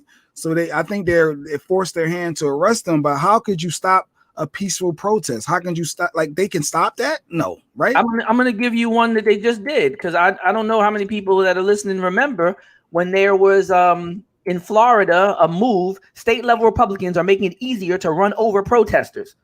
Oklahoma passed a law protecting drivers who hit protesters. Florida anti-rioting law will make it easier to run over protesters. Governor Ron DeSantis signs anti-riot bill into law. So when we were Black Lives Matter and they was in traffic, they was sitting back writing laws saying we need to run these over. And now they put it into law. You can look it up. I see April 25th, 2021. So right when we finished doing all that marching, they finished changing all those laws. So that's one example of how they can do it. So the same way, remember how they in Dennis the Menace, hey kids, get off my lawn? Don't be surprised if there's some lawn act that comes out with stand your ground. So when you start crowding around these racist house and they just take aim like a watchtower and sniping and picking us off, they're going to enact the Lawn Act. And they're going to say, well, you know, the Lawn Act says that I didn't know if they were going to come through the window or not. And the new Lawn Act says, so I'm thinking, according to history, like they think, because that's how you're effective. A police officer got to think like a criminal, right? When they do those to catch a predator, they have to understand how sick these people are. So I understand how they think. So I say right now, they probably trying to figure out a way to keep black people from unifying and getting white people locked up and forcing the cops' hand when they don't want to make moves they don't want to make, the same way they was trying to justify running over people. And if they could justify killing you, they definitely going to justify you not linking up to change, you know, who gets arrested. So just just keep your head on swivel, black people. That's all I'm saying. Wow. That was deep. Caught me off guard with that one. You can run Dang, over. they can run over people. And that's everywhere in the United States? That's everywhere in the United States? I see Florida and Oklahoma on when I Googled it. But Ron DeSantis was one of the main ones. Anti-riot bill. Grant civil immunity. So the same thing we're complaining about the police having, they're trying to give that to all the races. They trying to deputize, like they did during Black Wall Street in Oklahoma. They came out there and they said to that white mob, they said, y'all are all deputized because the sheriff has the right to make a deputy on the spot like that and say, you with us. So when they was going to do the mob against the black people and burn their town down and have them face the choice between burning alive in their house and coming out and getting shot, the sheriff was like, he organized and said, y'all all deputies now, let's go and go at it. So right now, that same qualified immunity that the police enjoy while it allows them to kill us, it says Ron DeSantis, Florida governor, signs the anti-riot bill that grants civil immunity. So now you don't need qualified immunity. You don't have to have a government job. You just need to be you know, gun and a wink, right? And a nod. Civil immunity to grant to drivers who hit protesters and protects police budgets from being cut. 2 for 1. They say throw your punches in combinations. Harder to defend against 2 punches than it is against 1. So while you yelling defund the police, we protecting the police funding. And at the same time, this anti-riot bill in Florida is protecting the police budget and protecting the people that kill you. Great. That's I'm just saying we got to strategize. I would have never thought that. That's deep. But I know they so back with Edward, I think they got him some latest charges. So I think because they charged him with some new stuff, right? And I believe we have the image. Let's see what they charged him with recently. 45 years old, was charged Thursday with criminal mischief, possession of a weapon and a slingshot. Yeah, for an unlawful purpose, possession of controlled dangerous substance, stalking, possession of drug paraphernalia, and other So they added new charges onto him. And I guess the slingshot, they found that he had a slingshot and some marble balls that was showing damage to a neighbor's car. I guess he was using a slingshot to ping up people's vehicles and damage it. So he was basically terrorizing the neighbors. And they found he had a bunch of mushrooms, so he was into the drugs. So that's the drug paraphernalia. He was doing the mushrooms. So they got these new charges that they tacking on. And I wonder if they would have did all this if it wasn't for this outcry, because Stacey's out there now, and Stacey said the cops has been there all week outside his house still. So you think they added these new charges on just to save face, or is it a case of they legit trying to get him? Oh, no. There's never been a moral shift or an epiphany in terms of justice for African Americans. Abraham Lincoln didn't sign the Emancipation Proclamation because he realized African Americans were human beings. He signed it because it was politically expedient. When the civil rights happened and 68 occurred, when Dr. King was assassinated and 110 cities started to burn, and they asked, how did it happen? How can we prevent it? They said, give them some stuff. And they started seeing, different hirings and affirmative action plans. They didn't give us that stuff and treat us differently because of seeing us differently. They treat us differently because we stopped, having the nonsense, and it was at risk to them. It was going to cost them too much to continue business as usual. So that's always the reason historically why things have changed. And we realize that because the second that we're not as diligent and the second that we're not, forcing the hand of the establishment, they'll go right back. They'll change the Voting Rights Act. They'll enact more mass incarceration and have you back on a chain gang. Literally, like you can go back in bondage today. You could break a law, or you can go protest. You can get run over, and if you got a warrant, you can be on a chain gang by the end of the night. So no freedom to assemble, no freedom of speech, and no freedom to your own labor not being exploited. It can happen within 24 hours. You could be on a chain gang after getting run over, protesting, exercising your constitutional rights, and they are working to do more every day to, take you back to the times where they're more comfortable. No, they were outside the house, and honestly, it's usually a property damage, concern. That's one of the major concerns in America that people don't realize. People don't care about people. That's why when these people get offered up, whether it's Derek Chauvin or this gentleman, any war has casualties. I'll offer up a few people, especially if they so silly and sloppy that they're getting caught on tape and using marbles and stupidness. No, he's not a good racist. The racists that work in the government for 50 years without people knowing that they're affiliated with white power organizations, those are the ones we're going to protect. We're going to protect Mitch McConnell. We're not protecting him. He's a low-level guy. If he gets caught, he's expendable. He's the guy that we may think is on our team, like they did when them first enslaved Africans were trying to build with the poor whites when they had Bacon's Rebellion and they got together and burned down the capital of Virginia. The elite whites realized, we need these poor whites to be on code, even if they not partaking in the spoils. So they told these poor whites, we're going to make y'all the slave patrol. We're going to give y'all this. We're going to give y'all the crumbs. And y'all white, y'all with us. And ever since then, they've been voting outside their interest, working for some elite white people, and always being the expendable ones, ending up with no teeth on crystal meth with a Confederate flag, while the real elites don't never touch the block and live in a place where black people ain't never been since they was on the plantation. So there's always been this divide and this deception with poor whites, and they've been the most deceived, exploited class when it comes to, people other than African Americans in the United States. And that continues to this day, where they look at him like, thank you for doing your frontline work. Like, a suicide mission for the military. They'll let you go out there. But then when you get caught, we don't know you, right? If you get caught, we're not going to claim you. This is a special mission. This message will self-destruct. Yeah, no teeth. This crystal meth message will self-destruct. So you go out there and call them names. You go out there and beat them up. You ride your trucks and terrorize them. But if you get caught, we police, we congressmen, we got to act like we don't know you. We might give you a lighter sentence. That might be the best we could do. Shout out Derek Chauvin and others. But if you get caught, you kind of on your own, at least until the appeal process. So no, this is the way it's always worked. They're gonna actually look better by grabbing him, and then behind the scenes treat him a little differently. But yeah, and it was obvious that the cop knew him because he called him by name. Carney, go back to your room. Go back to your house. Okay, like they were calling him by name. He said, "Go talk to the N-words." He said that on tape. Go talk to them. Yeah, go talk to them. And the cop says, "Don't say that." That was the officer's response. Don't say that. Now, if I said something, if I just say, "Hey, you go talk to your pig partners," he would not have been like, "Don't say that." He would have been like, "Don't get your face scraped on the concrete again." So just this whole notion is these two systems of justice. You have to understand when somebody don't like you and just act accordingly. As long as we're under the delusion, hey, maybe they're coming around. Like, I think our ancestors would jump out the grave and smack us in the face if we in 2021 were to assume that the majority of people in America look at black people and other people the same, even amongst black people. So with Edward, when I saw the Edward, and then I saw that you basically may have went viral. I saw a little clip of the good doctor. I guess you could break down what happened. I know we have maybe we could play the clip and then you could break it down. So basically, you had a little fender bender. I could set it up. No. I was parallel parking. I don't even want to confuse the audience. I was already in the spot. So when you back up into a spot, you're going about 4 miles an hour, and then when you move back up, you might be going 1 or 2 miles an hour. Yeah, true. So I'm going 1 mile an hour. I'm already in the spot, moving up, and the front of my car touches the car in front of me as I'm parallel parking, and then this ensues. I can't walk around saying I'll break you. I didn't say I could. You said I didn't say I would break you. You said I could. I could. You're wrong. You're wrong for the way you approached me. That was wrong the way you approached me. And I said sorry. The way you think I approach, it doesn't matter. But after someone apologizes, what you did is against the law. To bump somebody's car? Yes. Well, that's there was nothing there the first bump. You saw nothing there. But the second one. Because you were threatening me, and I said I'm escaping. So if you I can't come out, people. if I'm a lot bigger than you and you feel threatened, that means you don't want to hear it. If I'm bigger than you, it's not about being bigger. It's not about being bigger. It's about being a racist jerk who's being aggressive. You just did it again on camera. Please back up, sir.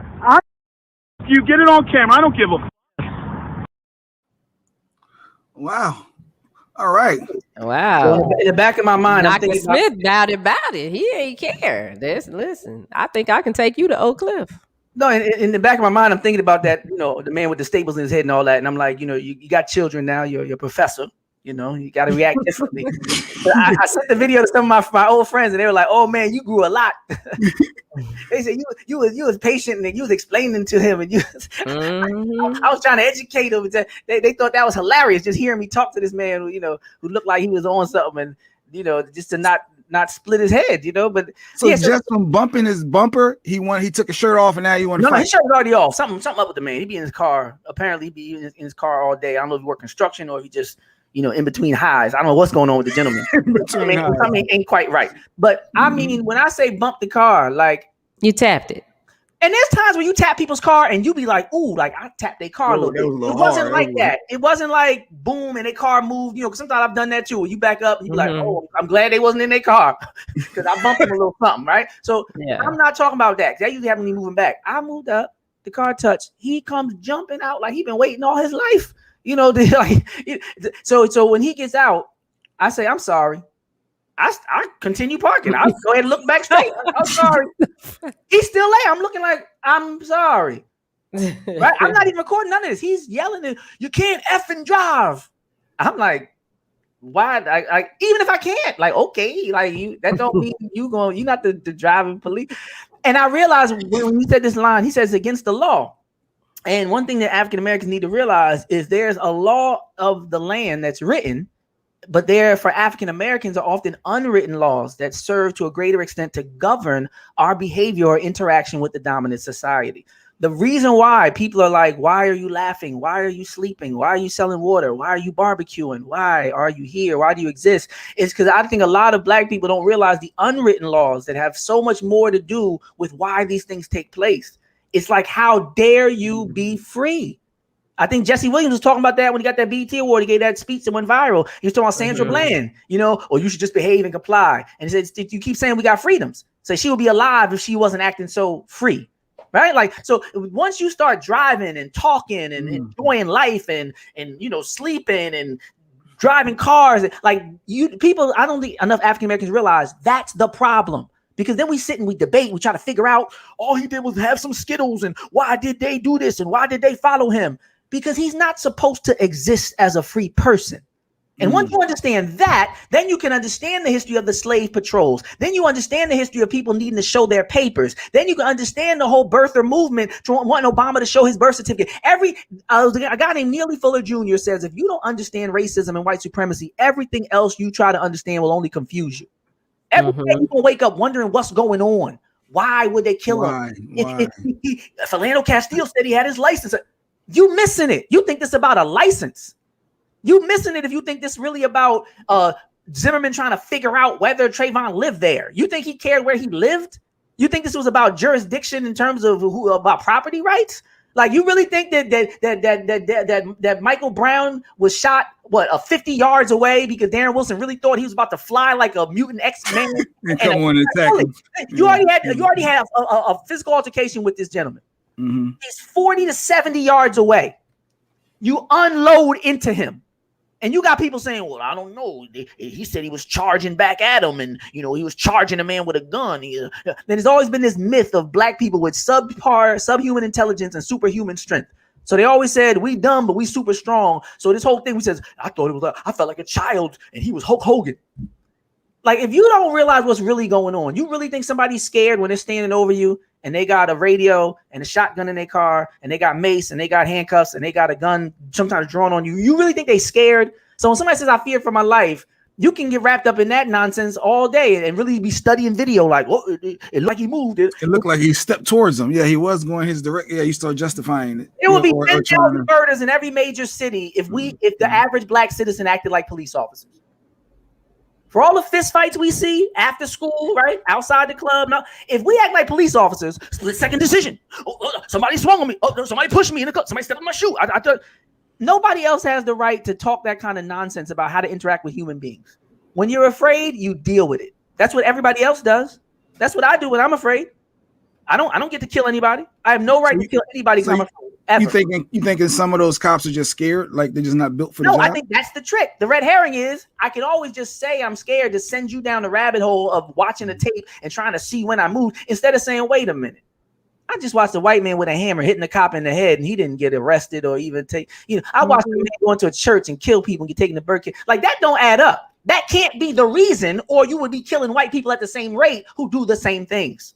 So once you see that they've never done this to an older white woman ever in life, they've moved, they've argued, they've not complied. You tell me no white woman over 30 call them names. They be the main ones. My dad will have your effing job. Like what? They be the main ones not complying. So don't say you know who I am? Exactly. They told us Sandra Bland was talking. White people are I remember Martin Lawrence, all them people was talking about white people getting stopped by the cops, their white friend and being in shock. Same way Shawn said, don't ever do that again, right? Because we are always surprised and shocked at how they tell the police off and do what they want. So let's not even pretend that could even possibly be the reason, or else all these privileged entitled white people will be getting shot in their freaking face every day for telling police officers off, driving away, walking away, and doing what they want and getting caught with every kind of thing in the car. So no, that's why I say we have to realize what's really going on. What's really going on is you was never supposed to be free. The documents say in bondage in perpetuity, meaning forever. The reason why they keep saying make America great again, the reason why they say the South will rise again, the reason why they still tour in plantations like they Disney World. You can look online right now. They're reenacting the Civil War and the Revolutionary War all the darn time. They go to these plantations, and there's a story recently where a white couple got mad because the plantation tour focused too much on slavery. They want to just have fun and talk about the gentry and the mint juleps and all that. They want to have that reminiscing, wishing they was around during that time. But if you type in plantation tours and you watch them walking around, they are not walking around like they do for these Holocaust camps, these concentration camps. They're not walking around for atonement. They're not walking around to learn lessons of history to do things better. They're reminiscent. So, but that goes now back to the critical race theory, which I was watching again. It's still a heated topic where they don't want slavery, the education of slavery and the history of slavery taught in schools to educate where our country came from. They said because that's teaching all of our youth that white people are all bad, and they don't want that taught. They don't want to teach what it really is. So, like, what are your thoughts on? Is that in that same lines of not wanting to ignore where our country came from, or is it just legit? Is that going to stir people to think, oh, white people are bad because they had slaves? But first, Kimberly Crenshaw, building on the scholarship of Derek Bell, created critical race theory in law school. It's a legal theory of the ways in which race impacts society and institutions. This was taught in law schools. This has nothing to do with K through 12 education. Some people have borrowed some of the theories over time, but nobody who I've ever met in my life has been taught critical race theory in K through 12 or has taught it as an educator. And I know nobody listening remembers being in school, learning about critical race theory. So let's not do what they're doing. They want to conflate learning the truth with critical race theory. So there's two separate issues. One is critical race theory, which is a straw man, red herring, fake story, fake news, as though there's really this threat of people coming into school teaching this legal theory, which is not happening, never happened. White people didn't know what to do with the truth that was being taught. They found an umbrella term and they ran with it. Critical race theory is not what we're talking about when we talk about 1619 Project or the truth about slavery. Critical race theory is a whole different thing. Now, in terms of the 1619 Project and people teaching, just the truth of America, that's always been a problem, even but when we were being chastised and penalized for learning to read. The truth was always a problem to the American experiment. That's why we had a slave Bible where 90% of the Bible was, taken out. And they was only saying slaves obey your masters and all that kind of stuff. There was always a lie. Like if you ever worked in Disney World, I think Lauryn Hill on her second album, the Unplugged one, she says she was a celebrity, so they took her around the back. And she said when she saw all the undocumented workers and all the suffering and exploitation that was required to maintain the illusion that she was previously enjoying, she couldn't enjoy it the same way no more. Once she knew the truth about the lie that she was loving, she couldn't go back out to Disney World and be like, this is great, and sing. It's a small world after all, and watch the parade. She knows there's people all behind these walls, running behind these little channels and in tunnels, to make sure that when I drop a piece of litter before it hits the ground, somebody comes picks it up. So yes, it's beautiful here. Everything's wonderful. But there's people working extra hard. When you leave, they still working. And before you got here, they was working for hours and they're not getting paid right. They're not getting treated right. So once she saw behind the scenes, like the Wizard of Oz, once they realized the wizard was just a little short man with a megaphone, nothing else scared them the same. And that's always been the fear of ththose who maintain the matrix and the illusion. Once you learn, like I said, when Mike was asking, what's the secret? Once you learn one piece of truth, you're like, oh, you're not who you said you were. Well, I'll give you one example. The definition of American and most people never know it. I'm gonna do 1828 Noah Webster. Some people are familiar with the name from Webster's dictionary. Mm-hmm. But if you type in American, Noah Webster, American definition, it's gonna say, I'm gonna read it right to the people who might be listening. Pertaining to America, native of America, originally applied to the aboriginals or copper-colored races found here by the Europeans, but now applied to the descendants of Europeans born in America. They did the switcheroo on you from day one. The birthright, your identity, and even your name, American. They admitted who the Americans were, but over time, they said, well, hell, cultural appropriation on fleek. We the Americans. We got the power. We making the definitions and the laws. Why are we going to keep admitting that who they are? Right? It's bad enough we got to admit that every time we say Aboriginal and Native is somebody brown, meaning they was here first. We got to kind of concede that linguistically. But as far as this whole American title, now you got people again with the 3 teeth and the crystal meth and the Confederate flags. I'm American. I'm a real American. It's like, actually, you a bootleg second grade wave 2.0 watered down version of the original copper colored Americans who your ancestors encountered when they finally got here. But they won't show that. That's in the dictionary. No, the Webster's Dictionary, 1828. So you let them find you a definition before then. They won't be able to find one. So what they do is bury it. Bury the lies. Is there some truth though when they say that by teaching the slavery, you're teaching that white people are bad? Like, can that be the takeaway if you're teaching about the history of slavery? Can that be? Because that's their biggest argument. Don't teach our kids that we were racist. So the rule of thumb would be, so the theme of this conversation would be, the biggest argument is never the biggest threat. The biggest argument is never the biggest threat.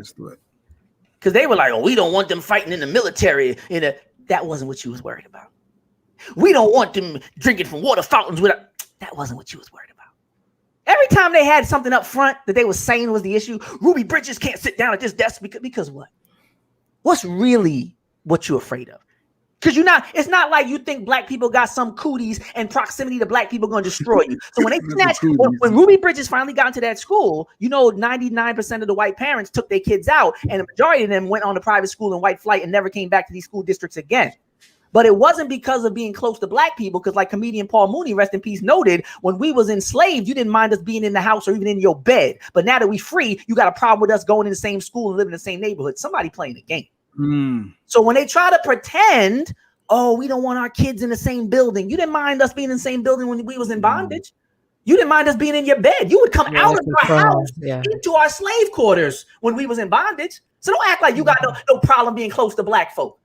So the biggest argument is never the true biggest threat. So when they start saying, we don't want us to feel guilty, is that really what it is? You don't want to feel bad? Or do you not want the enslaved 2.0 African Americans to break their chains the way that their predecessors did? Because you were able to replace some physical chains with some mental chains. And that's proof positive of all the sliding, spinning the blocks and the drug culture and epidemic in the hip hop and people not going to HBCUs like they probably should if they knew history. Like, it's a lot of things that are evident that black people have missed a lot of the lessons of freedom, of Reconstruction, of the civil rights era. You can look at the average black family, black curriculum, black church, you can look and say, wow, there's a lot of things that we already learned and already did and already proved their work that y'all don't seem to be doing now, or else you would have another Black Wall Street. How Black Wall Street burned down 100 years ago and you ain't even got a piece of one nowhere, in the world for real. Because obviously there's some of these lessons, right? There's some of these jewels that they know we ain't got now. And if we start excavating and digging back into history, we might pick apart some things and find some keys to some locks and end up getting out of some bondage, that they don't want us in, because their success, like France said about Haiti and Africa, if Africa ever sold their goods at market value, he said France would fall to a third world country within one generation. The leader of France is like, no, if Africa gets independent and free and gets control of themselves, all these European nations that depend on African exploitation are going to fall. Make of it what you will, but they admitted it. Like, without them under us, we not propped up.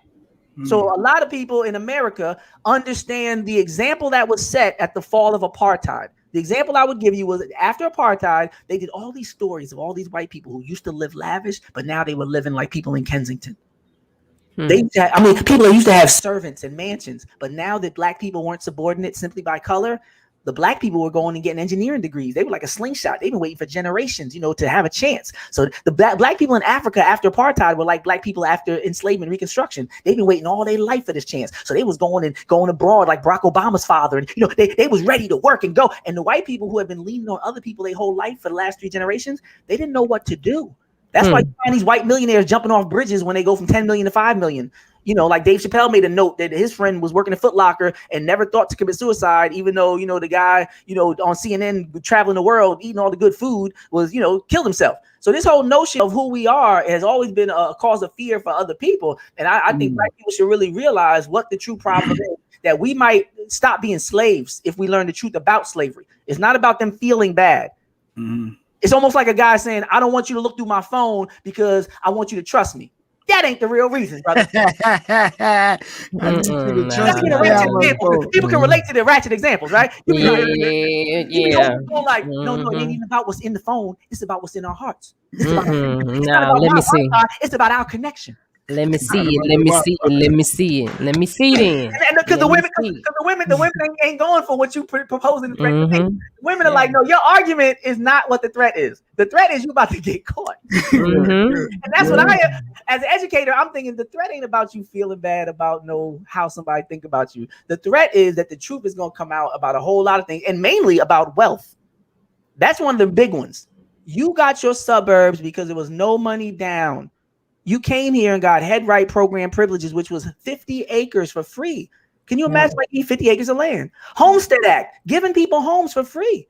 When they was mad and being racist and yelling at Ruby Bridges, they got rewarded for that with all white suburbs, Levittown, all these white suburbs. They would say no mosquitoes, no Negroes. So if somebody's always coddling you, always treating you right for acting wrong, you're not in a good position to deal with equality, because they say that, equality feels like oppression when you're used to privilege. So right now we need to be really thankful. All the people that grew up, in the hood and had struggles, we should be laughing right now. That's why I didn't get mad at the man on the video. And I said it before, racism is like a fish that you pulled out the water that's flopping around in the boat. It's dying. It's going to act like that. It's going to be extreme. It's going to be extra. If a swordfish might even try to hurt you, you just got to stand back and know that you breathe air. This fish don't. You know how to struggle. We've been struggling in America. Struggling in America don't do nothing to us. You don't never hear black people talking about something. Oh my God, I don't know what we're going to do after 2020. We know what we're going to do. Same thing we did on the plantation. Same thing we did in the hood. Same thing we always going to do. We're going to share sugar. We're going to dye our hair with Kool-Aid. We're going to say whatever. The majority of time we've been here, we've had absolutely nothing. You got to think, we were in bondage for 250 years. We've only been free for about 160. So we have more experience with absolutely no fruits of our labor and sometimes no contact with our own family members than we do in America. So for us, we sitting back like watching that fish. We like, oh, y'all ain't never been through this? Y'all know how it feels to not have what you want? We call it life. So black people should really be like, the truth is going to come out. You can't stop the internet. I saw people on TikTok, like I said before, about the Gloria Steinem critique. Same thing about slavery. You got kids sharing the truth in 10 minutes. What used to take you, a whole lifetime to bring to the world, to travel to Africa, to have these lectures they used to have at the slave theater in different places around the country. It used to be a big movement to try to get people to learn. There'd be people on 125th, selling books and all this different stuff. Now, all you got to do is press a button. You can't stop it. You can't get in these kids' phones. And that's why they try to inundate them with a lot of sexuality and nonsense and drug abuse and Little Nas X and fight videos. And because they know if they don't flood it completely to try to flush out all the truth and give them an appetite for nonsense and ignorance, at some point, even just because they're bored, they're going to press the wrong button and the facade will end. The matrix will be discovered. So my wife just texted me a whole paragraph. They don't want black kids to know how powerful we are, to have overcome and succeed all of the shit that was thrown our way and keeps getting thrown at us.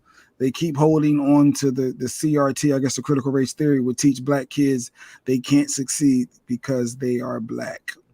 Fake caring to keep them down. So I don't even know. Yeah, no, exactly. And that is a big part of it too. Like once they tried to take the narrative about enslavement, like, throughout the whole process. They, the Gone with the Wind with the happy slaves singing, right? There's always been this thing about after it's over, we want to tell the story. We want to do all this stuff to you. We want to have breeding farms and sex farms. We have children, in these sex farms, and we want to use your skin to make shoes and wallets, and we want to use your body parts as souvenirs. But we want to tell the story about it. So we're going to bury most of it. And then the part we do tell is because you deserved it. And we want to make it a lucky to be free. And we're going to make it a white man free juice, like I said, with Juneteenth. You never hear people talk about the suffrage movement and give credit to Woodrow Wilson. Not one time in your life did you hear these women need to really be thankful because Woodrow Wilson gave them the right to vote. No, there was a whole movement. There was a whole, Elizabeth Cady Stanton, Sojourner Truth, like Ida B. Wells. People fought and sometimes even, sacrificed their life to ensure equal rights. So they always gave the agency and the credit to the people who did the work. When it comes to African Americans, Abraham Lincoln was the emancipator. He freed y'all. Since when did the person who was forced to sign the paper later get the credit? So these kind of tricks, when you start to analyze history, you say, yeah, you're right. When they talk about women's rights, they always talk about the women who fought for women's rights. They never talk about the person who signed the paper. Most people didn't even know until I just said it, that Woodrow Wilson was the one in office at the time. Yeah, when you said that, it was. Okay, so when they play these games, again, these speed cards, like these shell games, you got to be like, wait a minute, but that's what happens in a classroom. You got time today. So we could sit back and analyze and compare things and be like, yo, you're right.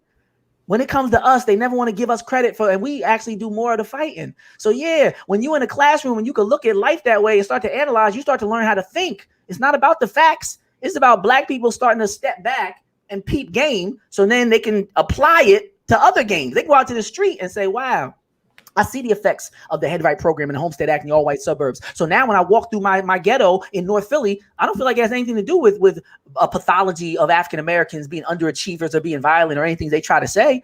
I did the history. If I was given 50 acres and if I was given no money down houses and if I was protected in my suburbs and other people getting harassed, I would be them and they would be me. The only reason why they're them is because of this history and then it's like ain't nothing special about you. Your so-called magical glow is gone. I'm not averting my gaze and looking down when I look at you no more because my grandfather had to do it to stay alive. Because I'm learning that that's the only reason he did it. He wasn't a punk either. He just wanted to make sure I had a chance.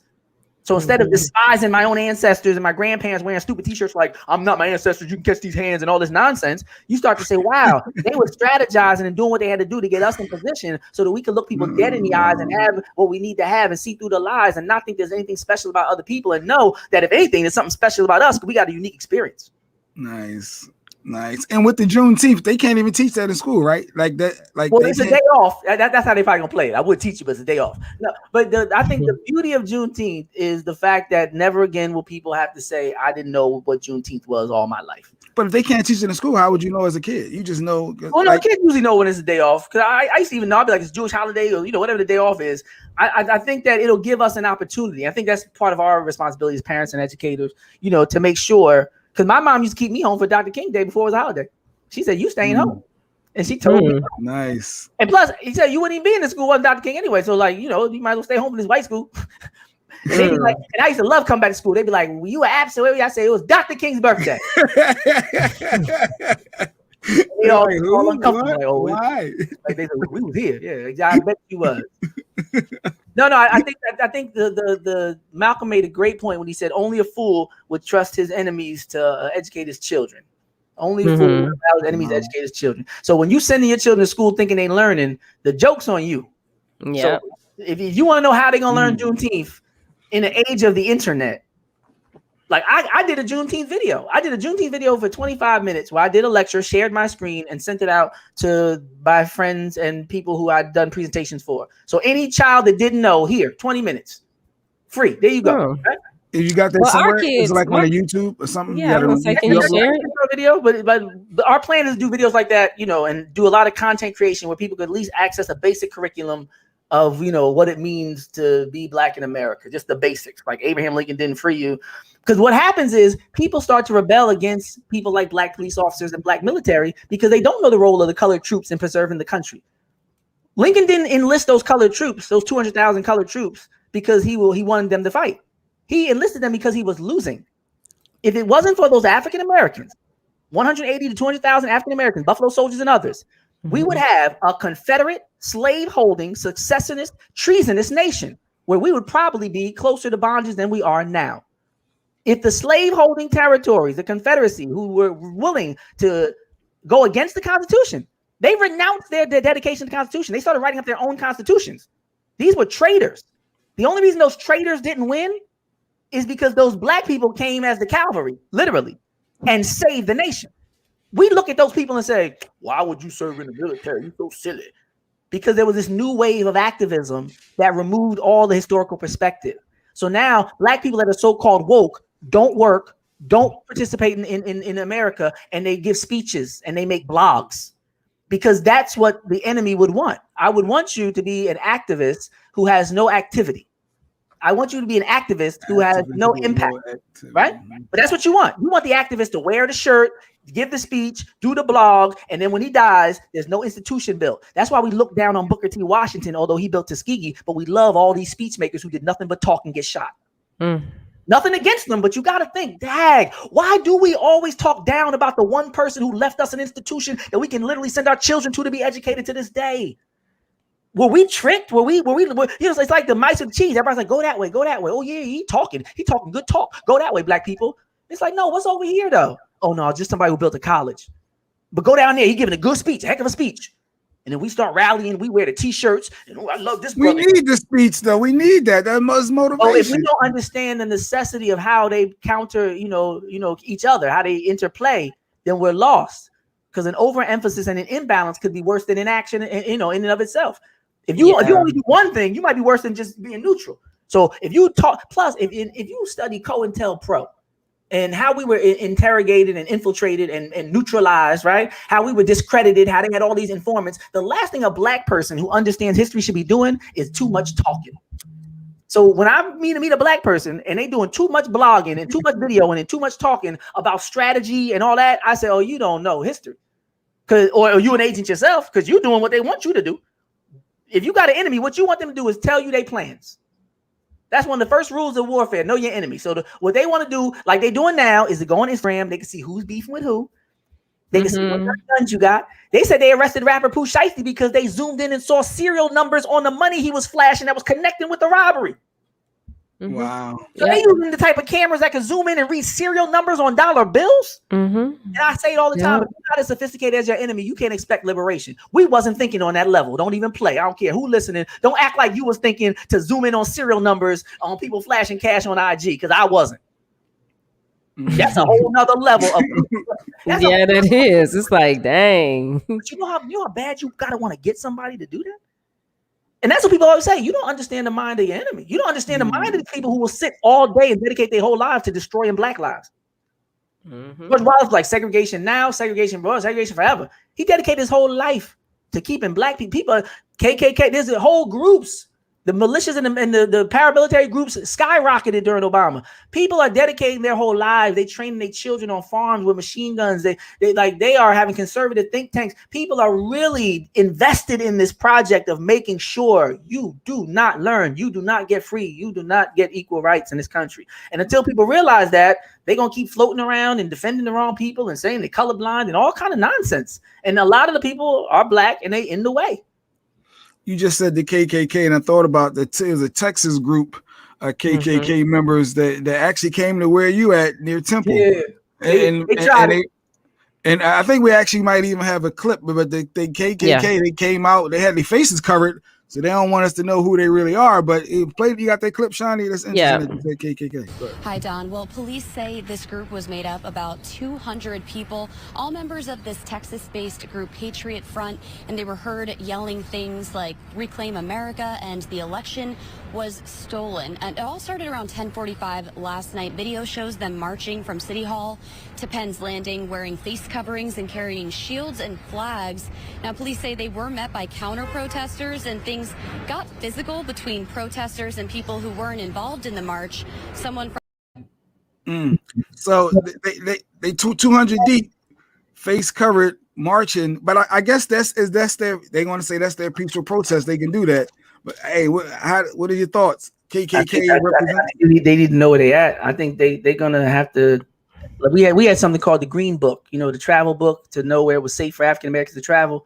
And they had that what they call the green book, motorist book to learn where to go and where not to go. Right, certain hotels we weren't welcoming and all that. Certain townships, we didn't want to be there when the sun went down because they were literally sundown towns. They would have signs that let us know they would kill us if we were there when the sun went down, even if we could work. Right. So I think these white people need to take some of our strategy and be like, I'll tell you right now, we had 291 in murders in Philly. So you said they was 200 deep. We already killed 291 of ourselves. You really want to come down here and play? We done killed ourselves, bro. We killed each other. We killed 291 of each other. Keep marching. Keep playing. I think they're gonna regroup after that one. I think they're gonna be like, you know what? Maybe we go during the day. maybe when the sun go down, we go ahead and get on out of there because North Philly is not where you want to be talking reckless after the sun go down. You don't want to be outside. The whole term is we outside. And you don't want to be outside talking crazy. But if that's the smoke they want, you saw they was lighting little red fire bombs, whatever they had out there, jumping back in these little U-Hauls. I think that it could have been a lot worse, and they should be really lucky because the murders are up 35% right now. I mean, we back outside, but the murders are up 35%. Some of y'all might have heard the national story about, the 4th of July events where they, there was like 12 shootings in 2 hours. I think it was 24 shootings in 2 hours. John Street's son's relative. I don't know if you saw that. One of the people that were murdered on 4th of July was related to former Mayor John Street and Sharif Street. And it's serious right now. And the last thing you want is for us to channel that energy in a direction that makes sense for liberating Black people. So that's their peaceful protest, though, right? White folks are going to say we can do that, right?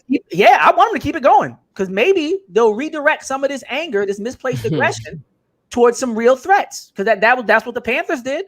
A lot of groups were like, you know what? Why?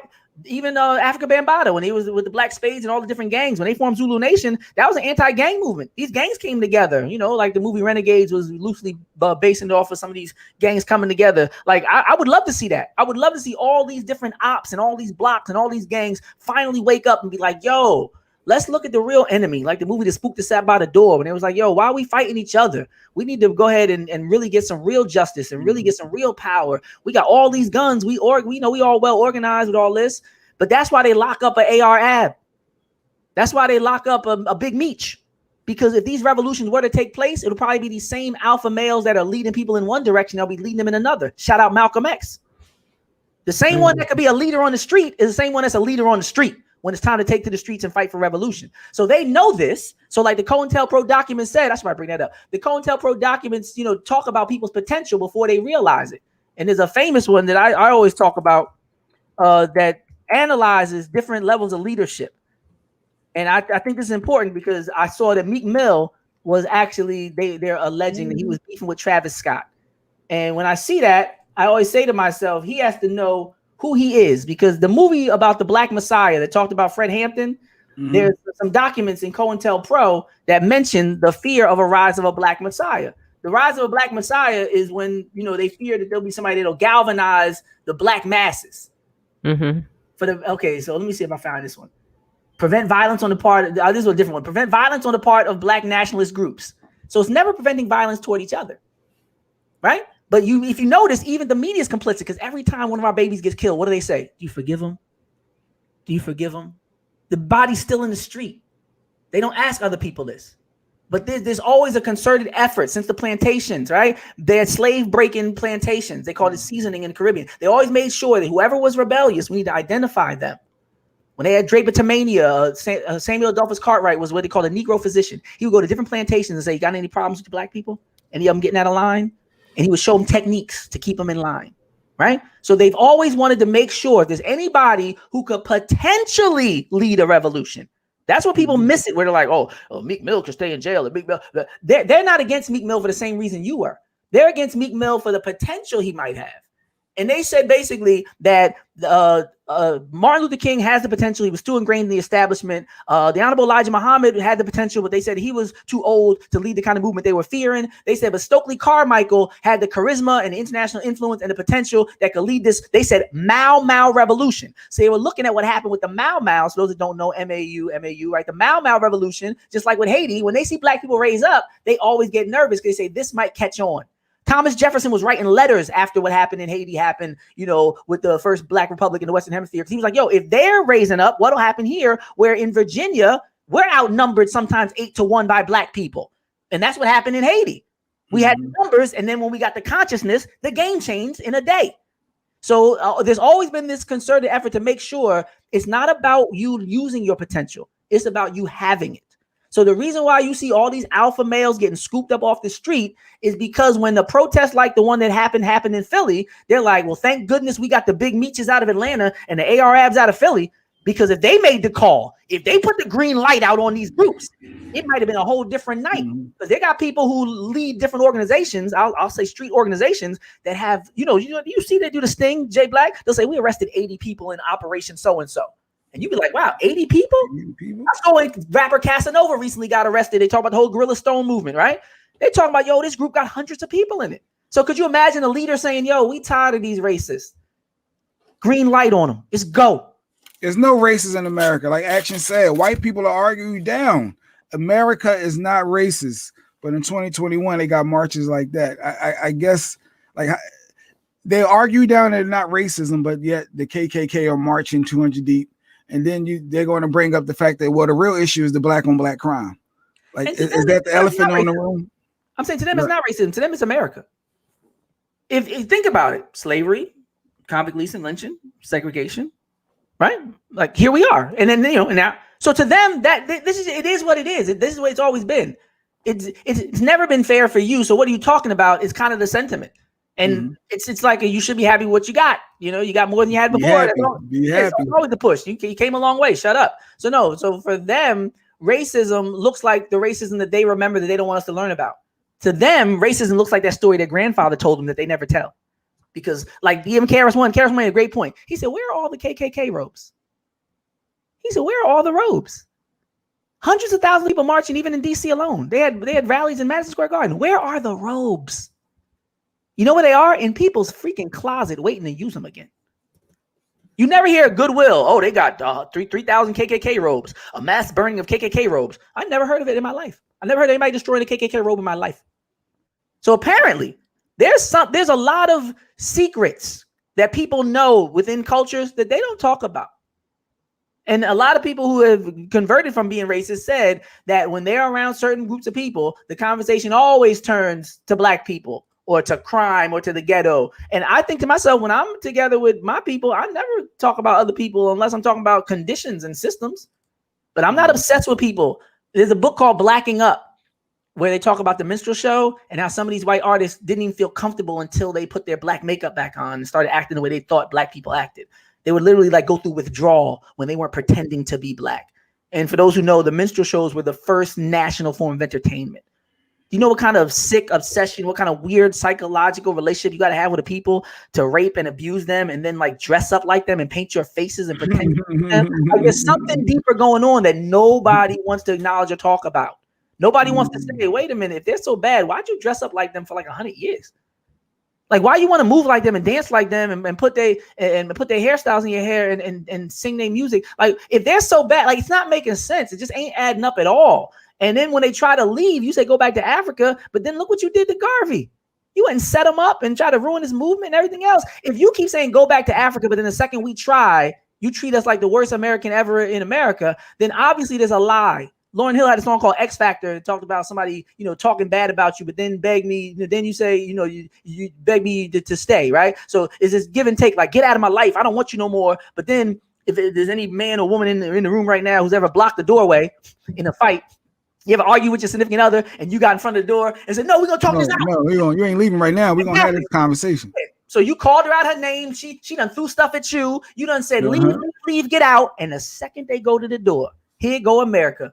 Oh, what I meant to say was I just don't want you as free as you was. It's like, no, you said go back to Africa. This man is saying he's taking us back to Africa. By the way, Martin Delaney was making movements to go back to Africa even before Garvey, just for the record. But go back to Africa. The last thing they want us to do, according to their own documents, was to connect with Africans throughout the diaspora. There's government documents that say, keep them from being African, keep them from uniting with other countries, because when Dr. King did it, when Malcolm did it, they said that's when they got dangerous, when they internationalized their struggle. When Malcolm said we need to go to the UN and talk about human rights in the United Nations, they were like, oh, this Negro got to go. When Fred Hampton started saying white power and red power and black power and all power to the people and all the people need to get together against the people in charge, they said, oh, he got to go.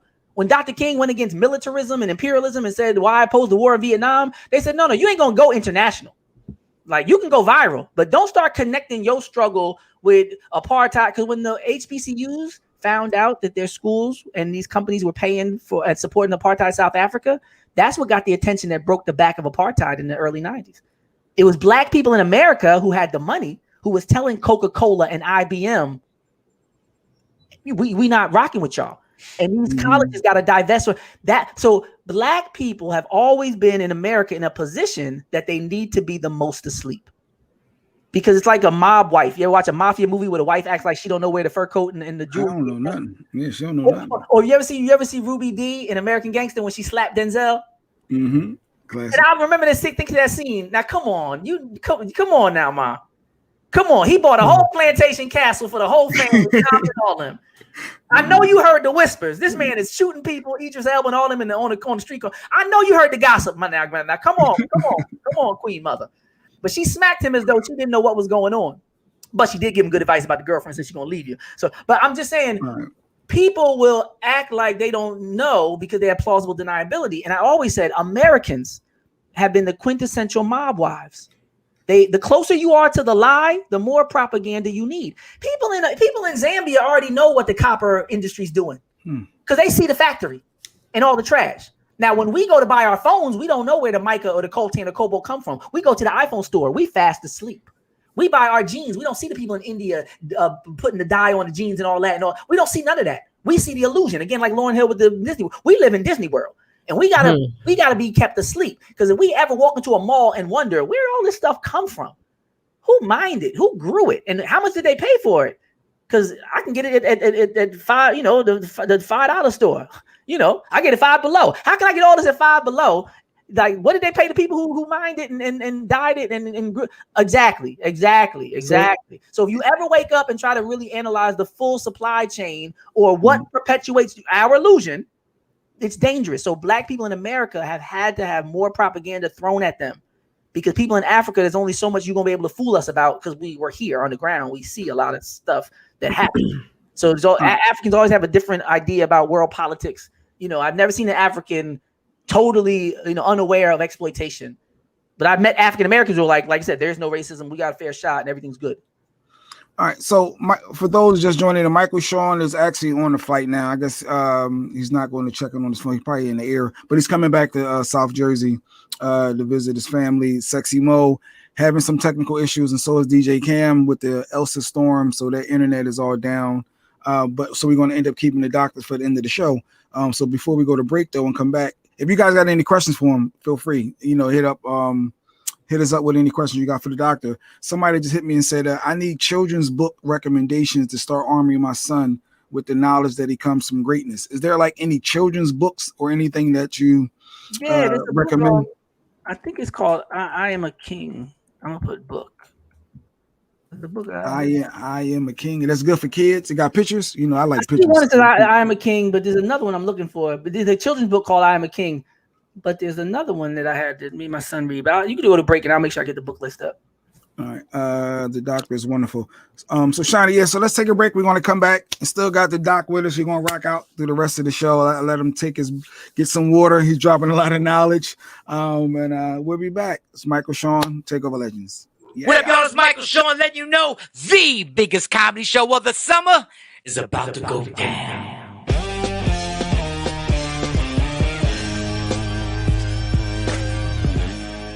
It all goes down July 14th. That's a Wednesday night at the Addison Improv. Michael Shawn and my man straight from Late Night with Monique and Coming to America the Movie Part 2, Mr. Rodney Perry.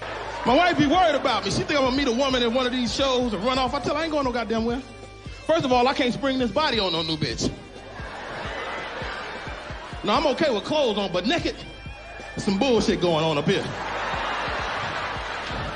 This exclusive comedy situation goes down Wednesday night, July 14th, the Addison Improv. You want your tickets? Call 972-404-8501. Or it could be so simple if you just tap the link in my bio. What up, y'all? It's Michael Shawn from Michael Shawn and the TakeOver Legends. And just in case you missed the show, check this out. Hey, did you see Akon? He was in the news. Akon apparently had his car stolen, car jacked, and he ended up calling 911. And basically, the 911 operator kind of checked him a little bit. Did you hear about it, Mike? Did you hear it? No, I saw it. How did 911 operator, if somebody stole my car, how's the 911 operator? How do I get checked? Because he I guess said he's carjacked, and she's like, no. There wasn't no carjack. You just had your car stolen. Like he's trying to call for help in the moment. I just play the clip.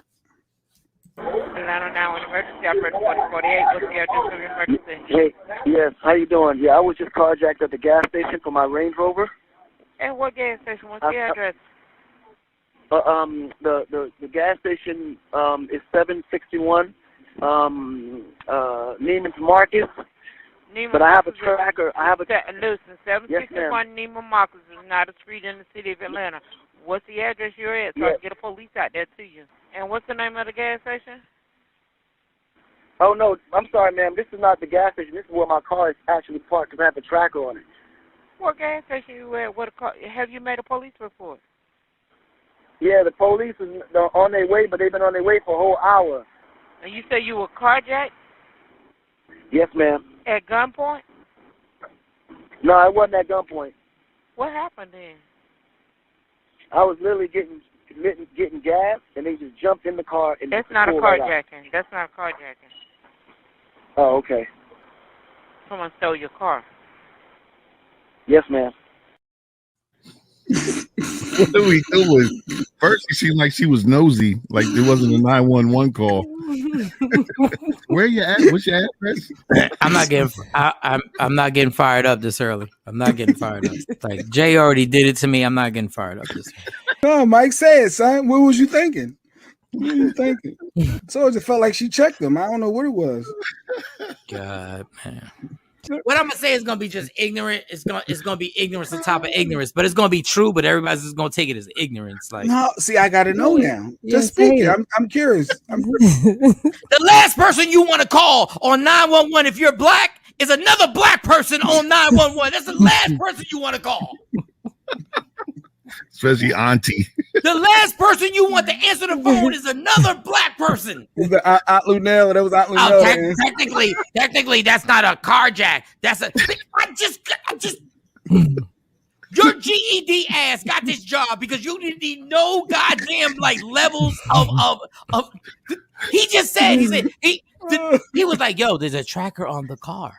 So I know where the car is at. Yeah, but where did you get? Where did you actually get? Where did it actually? You stupid bitch. Where did you get them there? Where did you get? And where did you get them there? And then technically that was in your car. How many kids you got, bitch? That's not there. I bet you don't know none of their dads, do you? Now they all laugh. That's why I'm sitting here and shut the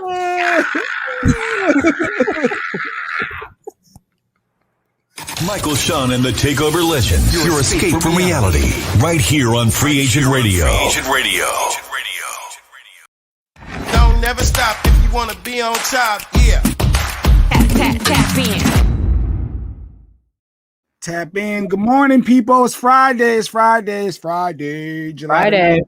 Michael Shawn and TakeOver Legends. Michael Shawn will be back Monday on the show. Actually, we're getting together at his house for game night tomorrow night. The whole show. Don't rub it in. Oh, well, I guess some of us. The doctor's coming. The rapping professor, Dr. Smith. I don't know, man. Laurel, I might need to rent a bulletproof truck or something out there. Slingshots with marbles and all that going on, man. Yeah, Mike lives out Mount Laurel where the racist Edward Matthews lives. But yeah, so that's where we're going to be at tomorrow. But before that quick break, I asked about a book. So did you ever find a book? You got a book? Yeah, one book I was thinking about was African People in World History. African People in World History is a book by master teacher John Henry Clark, but it's like not a children's book, but it's like a child maybe 8 to 10. It's a great first book about like culture and history. So along with some of these animated books that you see, with like even the I Am King book, like these books that reinforce positive images of Black people, and the hip hop barbershop, those books that people have read about the dad taking the son to the barbershop, things like that. I think the history component, this is a good early book for history. African People in World History. Good. All right. As long as it's got pictures, I can join in because I need pictures. Oh wow.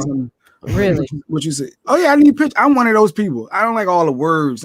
First of all, I'm not a reader. I wait for the movie. But if it's some pictures, I may be able to rock with, a little bit. But either way, I don't want to be ignorant with this because I know the doctor is very knowledgeable.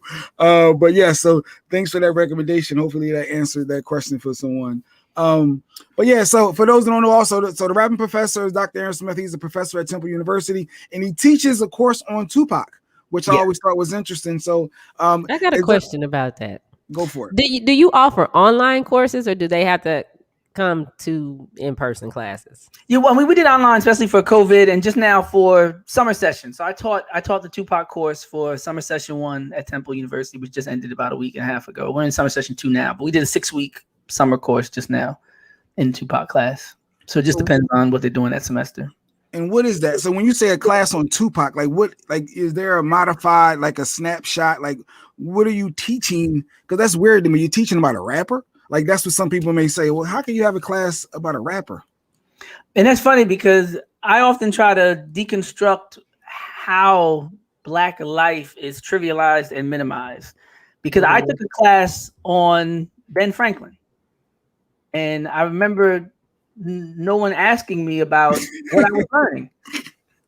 Like, it is during the normal semester, 16 weeks. So 16 weeks about one person. I mean, people could be great, but that going, dog, right? Nobody was like, bruh, like, what are you doing for week 10, week 15? Like, then more Ben Franklin, because it's acceptable. You can learn about the same white people every year. Let me stop. You can learn about the same white people every year for 12 years straight, and nobody says a thing about it. And it could be not true. They can be like, well, I heard he never told a lie. That's a lie, right? But everybody can get the same story. He didn't discover nothing, right? But there's no problem being lied to about the same 5 white men. Sometimes they put their face on mountains, right? Nobody had a problem. You'd say, I'm going to talk about a Black man for a few weeks.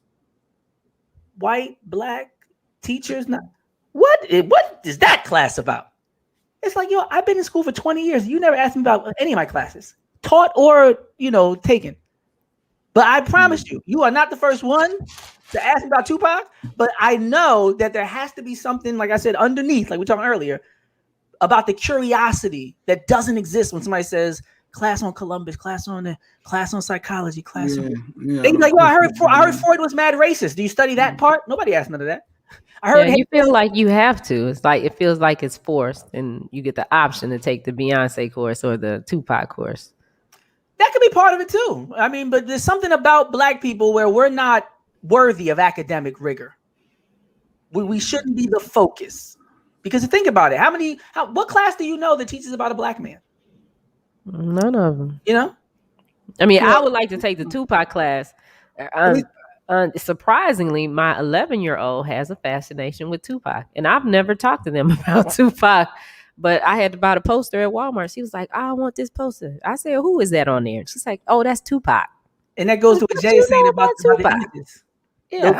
Those images, the reason why we as a people had the hieroglyphs and things, because we know that a picture tells 1,000 words well before emojis. So when Jay was talking about the illustrations, I was like, yeah, I think that, part of our cultural, resonance is that we want to see it.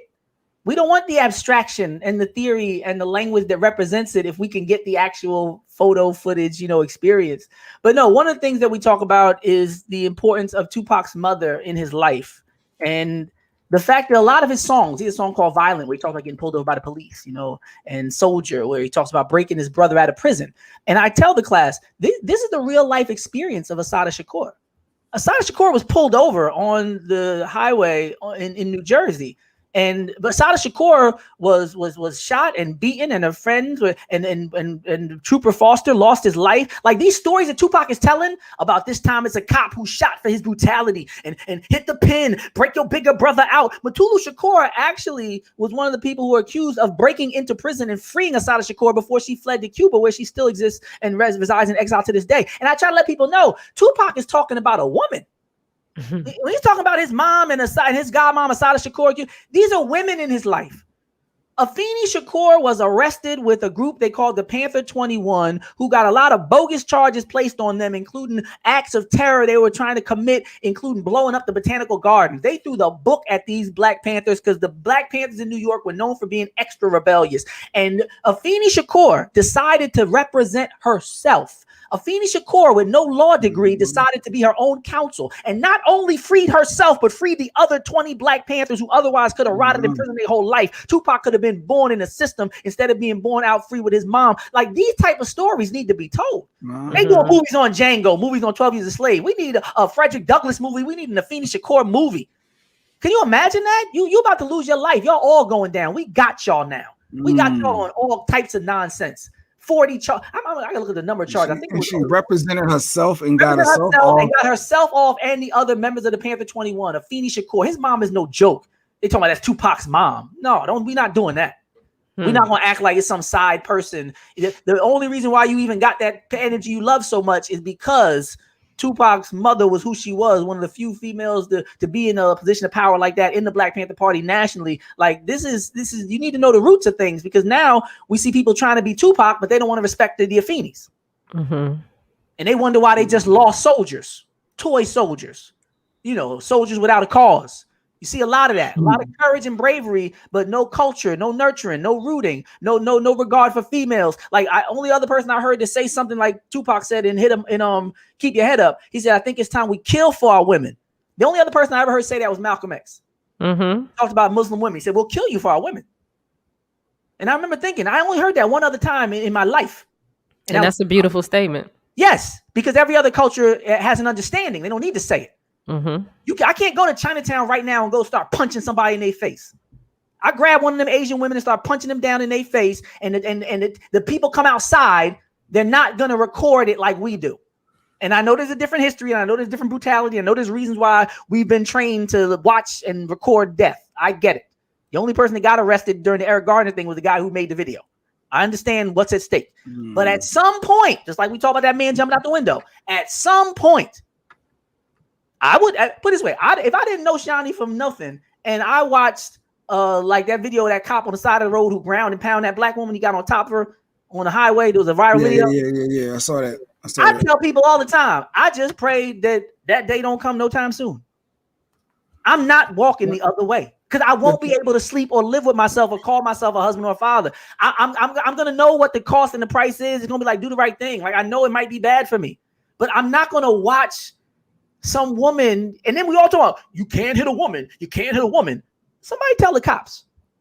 Like, so pass the message. Right? So I know that there's situations where you better than me. I would at least do a bottle. If Eric Garner was being choked, even with George Floyd, I wouldn't have stood out there for 10-10. I'd know for a fact that I've done enough things in those situations where we're going to disrupt this situation. We're going to bust out a window, do the right thing. I'm mookie this thing. Something's going to happen. You're going to get off him. He's going to get a break. He's going to get a breath. I'll go around the corner and throw a rock. But the flip side of the Tupac, when you almost said hit him upside, I thought about there's the other side of Tupac. So people doesn't look at him, I guess, because he gives that thug life persona. That's what it is. So I'm a thug. That's why Joe, like he goes in. Like, how do you like teaching a class on someone that has that other side as well? Like, I'm sure there got to be backlash. Them other people got them other sides too. Yeah, that's the point. Yep, and that's the a lot of the theme in the Tupac class is the full humanity is not a contradiction. Because people say he made Dear Mama and he made I Get Around, and I'm like, I love my mom and I can't stand these hoes either. Like, I mean, why is that a contradiction? Like, what like, have you? I mean, well, they can relate. We've been in there's nothing more unsettling than watching some women who normally wouldn't have any time for a man give him time based on what he has. That destroys people's psyche. When you hear Jay-Z say, if I wasn't a six-figure by the name of Jigga, would you come around me or would you clown me? That Mike Jones, back then they didn't want me. Now I'm hot, they all on me. Biz Marquis, I remember when at first they wasn't. Now guess what they caught from my cousin, the Vapors. Like, this is Ed O.G. and the Bulldogs. Got to have money to make it with the ladies in the 90s. Like, we never want to talk about the flip side of anything. The same way that there's problems with these men psychologically can't bitch and moan about it, but we are traumatized consistently about the prospect of somebody with more money gaining the affection of somebody we sincerely care about. You have made love transactional, and it plagues people. And Chris Rock and them talk about men don't buy sports cars because we like sports cars. Men buy sports cars because women like sports cars. And he said the goal in a woman's life is security. The goal in a man's life is a woman. So once we recognize these things, like, okay, when you see like every other city we go, can you imagine getting on a bus or a plane, going to a different city and seeing the same women doing the same things? You know what that does to your mind? Like when Richard Pryor and Tupac talk about their mother being with different men, right? It messes your mind up. Eddie Murphy talks about being in a brothel when he was young. Like it messes your mind up seeing people just with like no. Like I thought you was cool when I met you in Philly, but now I'm seeing you in Miami. Oh, this is what y'all do. This your life. You literally going to the Donovan McNabb white parties, taking off wedding rings. Oh, I'm telling too much truth. Let me slow it down. But once you see that side of the game, I used to be in conversations with these second wave feminists, and I'd be like, I hear what you saying, sister, but there's other women that aren't you. And we need to talk about both of y'all. We need to talk about the women who have nothing to do with this life, but to act like there aren't Cardi B's drugging people and robbing them, to act like there aren't people who are handcuffing people and looking for wedding rings so they won't tell after they get robbed because their wife might find out, to act like there aren't people who are just in it for the money and literally putting holes in condoms like competing for crack, talk about, I gotta flush it down the toilet and his raps. Like these people exist. Now, if you want to debate whether it's 10%, 5%, 15, 20%, that's a different conversation. But the way that the energy around these conversations are had right now is as though these people don't exist. And when I'm in the industry, this is all I was seeing. I wasn't making it to church because I was too tired from the club. So all I was seeing was that. And when you in that life and you're that focused, like Tupac said, I don't know whether to do something mean to get him away from me. I don't know what to do because now all of a sudden I'm cute.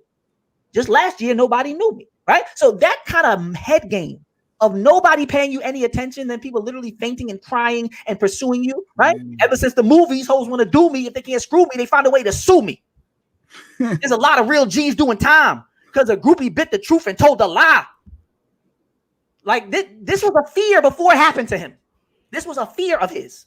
Somebody's going to get me caught up in something. Because now if they can't screw me, they're going to sue me. And shout out to my nigga Mike Tyson.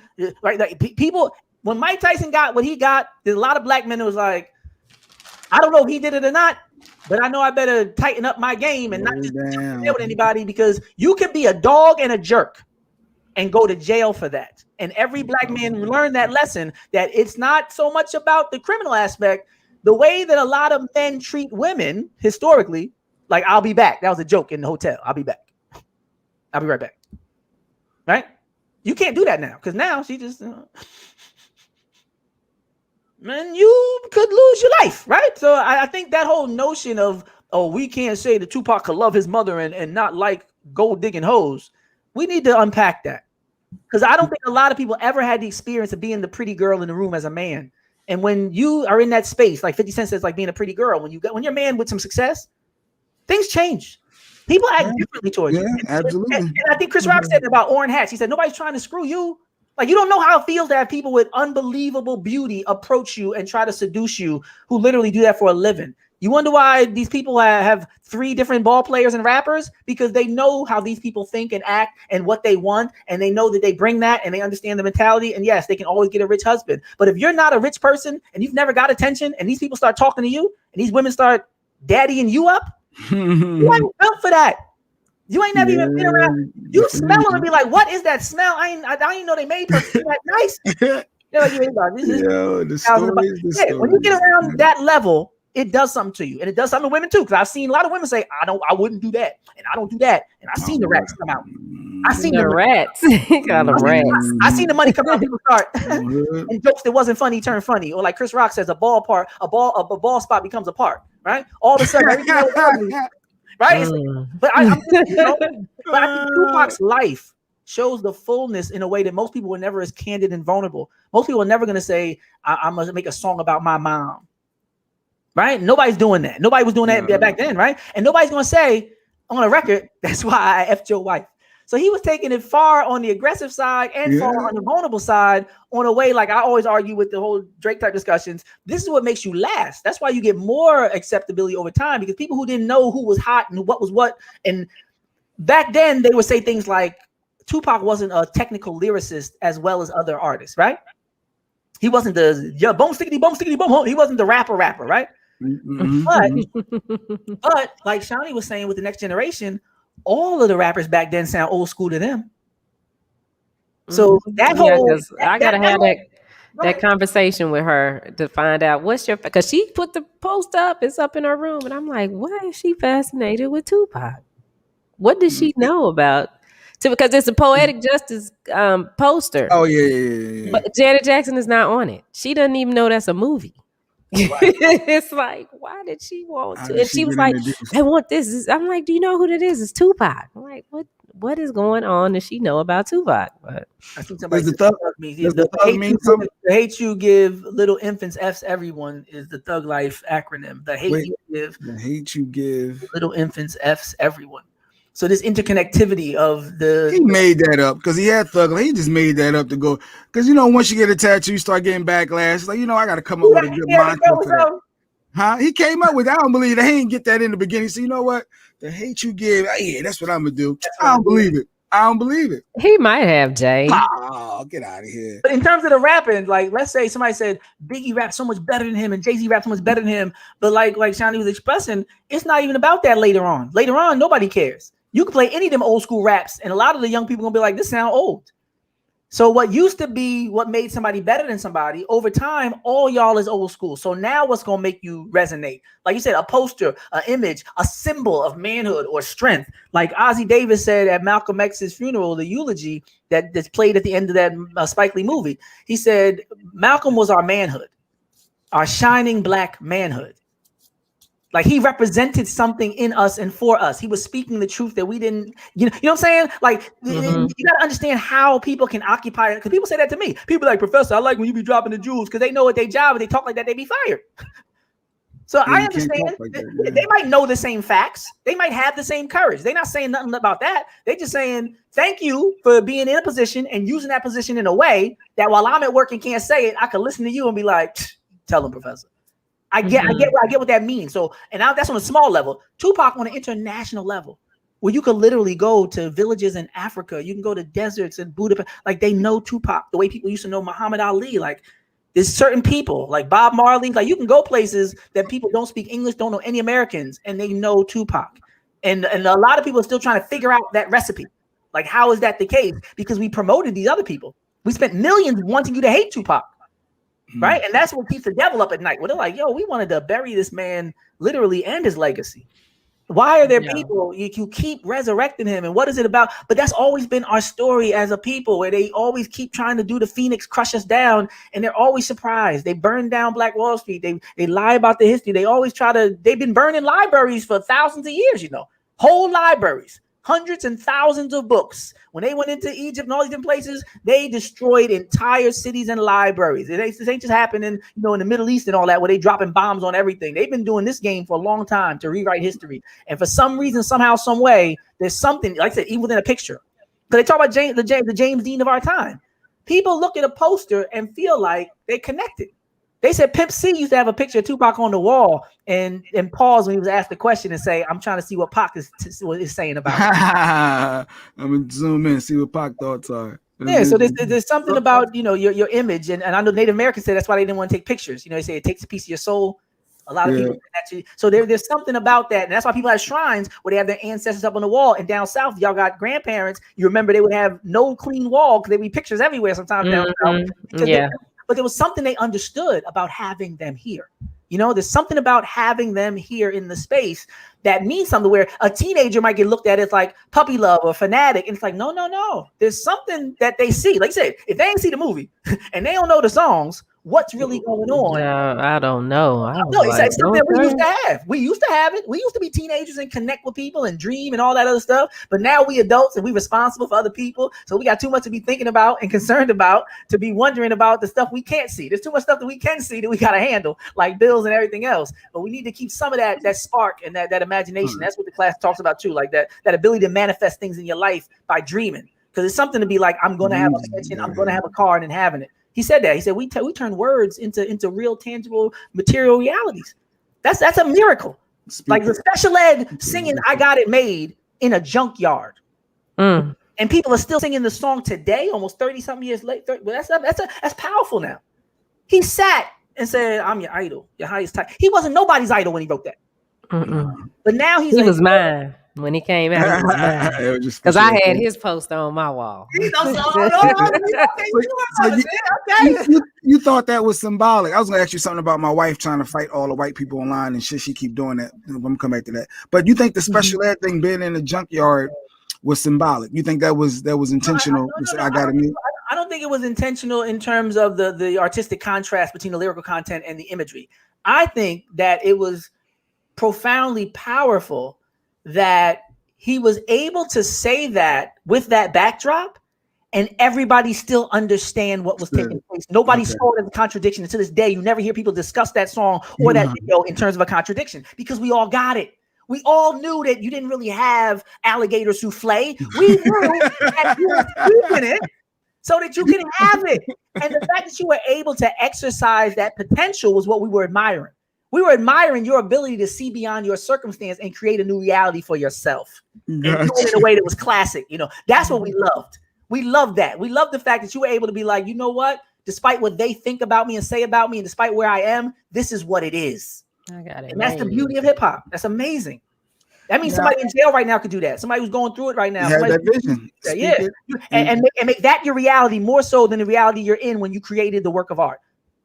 His life right now is closer to the lyrics and I Got It Made than it was in his reality when he wrote it. And that's powerful. Yeah. Gotcha. Now my wife consistently, she pulls me in. Hey, this person said that. She's trying to change white folks' opinions and minds. So when they say something crazy, she's the one that goes back and responds, but not in the nasty way to where as though it's name calling, trying to, I guess, educate people or have a different perspective. And I always wonder why. You're never changing their minds. You're never changing their opinions. Do you agree with that philosophy of trying to respond and I guess correct things? Well, there's a certain amount of people that probably are available to be influenced depending on the facts presented. But in terms of race, it's profoundly low. There's something called moral suasion, the act of persuading the person or group to act in a certain way through rhetorical appeals. They used to do that during abolition. They would try to convince people that black people were equal and they were human beings and they could learn and not be violent. They called it moral suasion. It was part of like the abolition movement, where a lot of these white people didn't think we were completely equal, but they would still say, I know they're less, but we should still treat them nicer. And that was a big part that people don't acknowledge with the abolitionist movement. They'd be like, oh, these people fought for us. And it's like, yeah, a lot of them fought for us, but still said that we were subordinate and not quite equal. But there was this moral suasion movement. It's like, if we just talk to them, we just convince them, if we just appeal to them, let them know. Yeah, moral suasion, we could. But in terms of the online presence, I'm gonna type in online. I don't know, online fake trolls government. No, it'd be real people like teachers and parents and like parent groups and yeah. But go ahead. But this is what it'd be. Or like the agent provocateurs back in the day, it was a lot of real people that were real Panthers that were around those agents. All you need is one person to stir it up, though. The agent stirs it up and leaves. When the shooting starts, the agent, there was an agent, Aiko, who brought the guns to the Panthers. The one Asian Panther. If you type in Asian Black Panther, his picture will come up. The Asian Black Panther was accused of being an FBI informant who would supply guns to the Black Panther Party. So he would come to them and say, I got the hookup, I got the guns, this is what we need to do. And then he'd back up. And then people would get shot. He throw a rock and hide his hand. Yeah, so a lot of times conversations online, I would even look back sometimes and see, where did the conversation turn racist? It'd be a cat video. You know, it'd be a baby falling down. It'd be like, that's why I don't like black people. And then instead of somebody saying, they kill themselves, black on black. They always kill somebody saying, yo, it's a baby video. You see it go down this toilet bowl, right? And then you look down and be like, yo, where? Right? It's a whole 3 hour or sometimes 5-day discussion. You see different dates on the discussion. People coming waiting the next day, getting back online. And another thing, right? And another thing. So I realized that there's there's an investment in diverting our potential and our energy. And I say it all the time. If you have 100 units of energy per day, what do you use them on? And what do you invest them in? I know if I invest my energy in myself, I get 100% return minimum. I'm going to use it. If I invest in you, I can invest in you for 20 years. I always say, shout out somebody in a bad relationship. You can invest 20 years of your life into somebody, and it could be even worse than when you met them. And that's a chance some people take. I'm not saying you never, are vulnerable, but you have to temper those two. And when it comes to people I've never seen, that I'll never meet again, that I don't even know are real, or could be getting paid to stir up dissension, that's not an investment that I'm willing to make. Classroom, community, different situation. But literally, if you Google paid government trolls, you could see cyber trolls and bots, a guide to online misinformation, state-sponsored internet propaganda. There's whole sections on this. Fake news. Dang. Like people who thinks to Google that? Troll. LA Times did troll armies, a growth industry in the Philippines. So they got people, same way they had call centers overseas, they are outsourcing people to troll online and shift opinion. So when they talk about people shifting elections and all that, by shifting, they're posting. Wow. I remember a popular one was Blacktivist. There was a group called Blacktivist on Facebook that's supposed to be all about social justice and black rights. That was a Russian joint. And it was like people just they'll take our movement, they'll take our steam, they'll take our anger and our energy, and then they'll say, and that's why you shouldn't vote. So they'll do a little trick.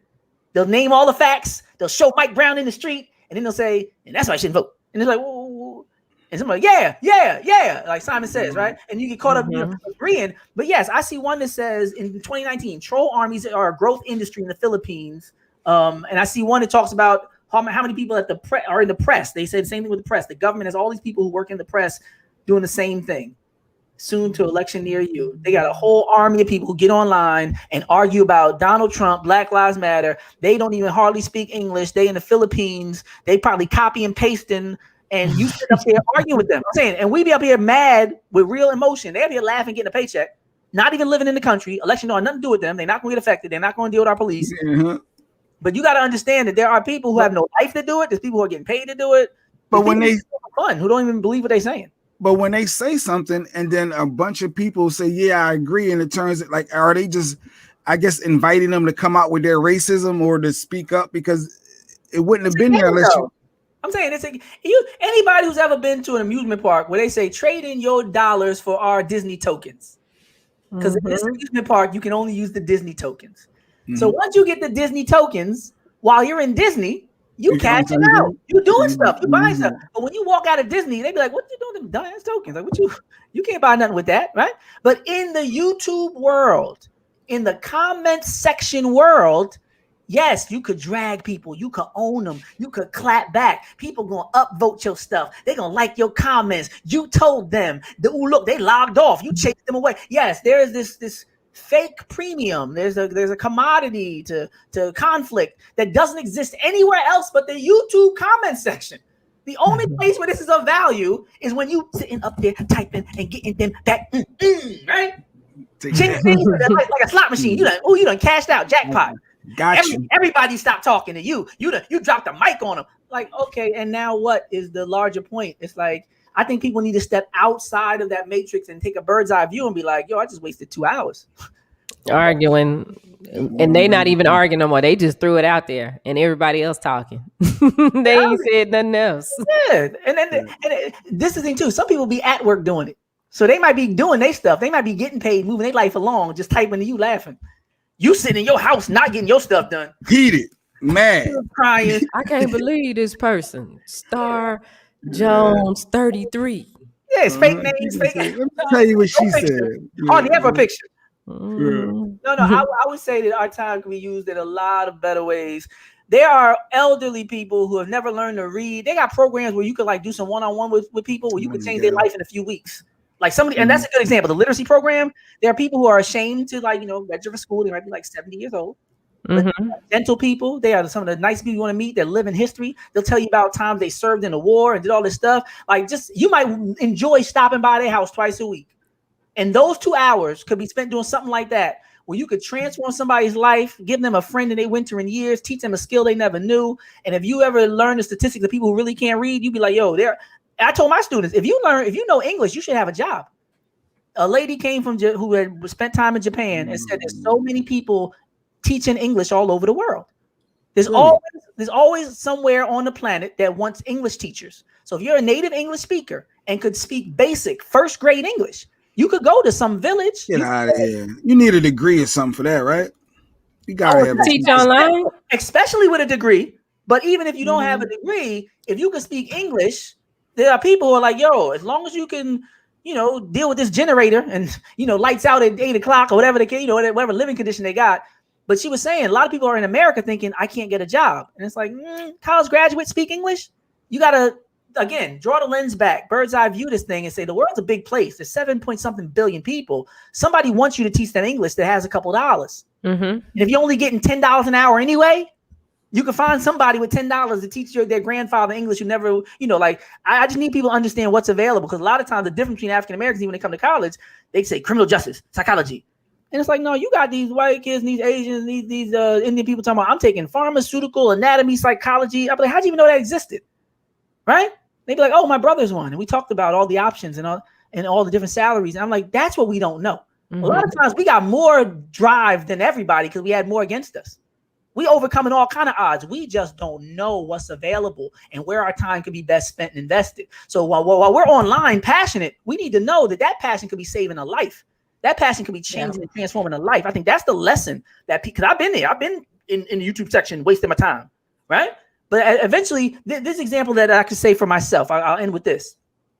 I was writing on the YouTube section one time, writing all these blogs, and y'all might see me, Jay Black, on Facebook. I used to write whole thing, notes on Facebook, and I used to do the videos, right? Do the videos, get all the sources, right? And then something hit me one day when I was like, "Yo, bro, for all this writing you're doing, you could get another PhD."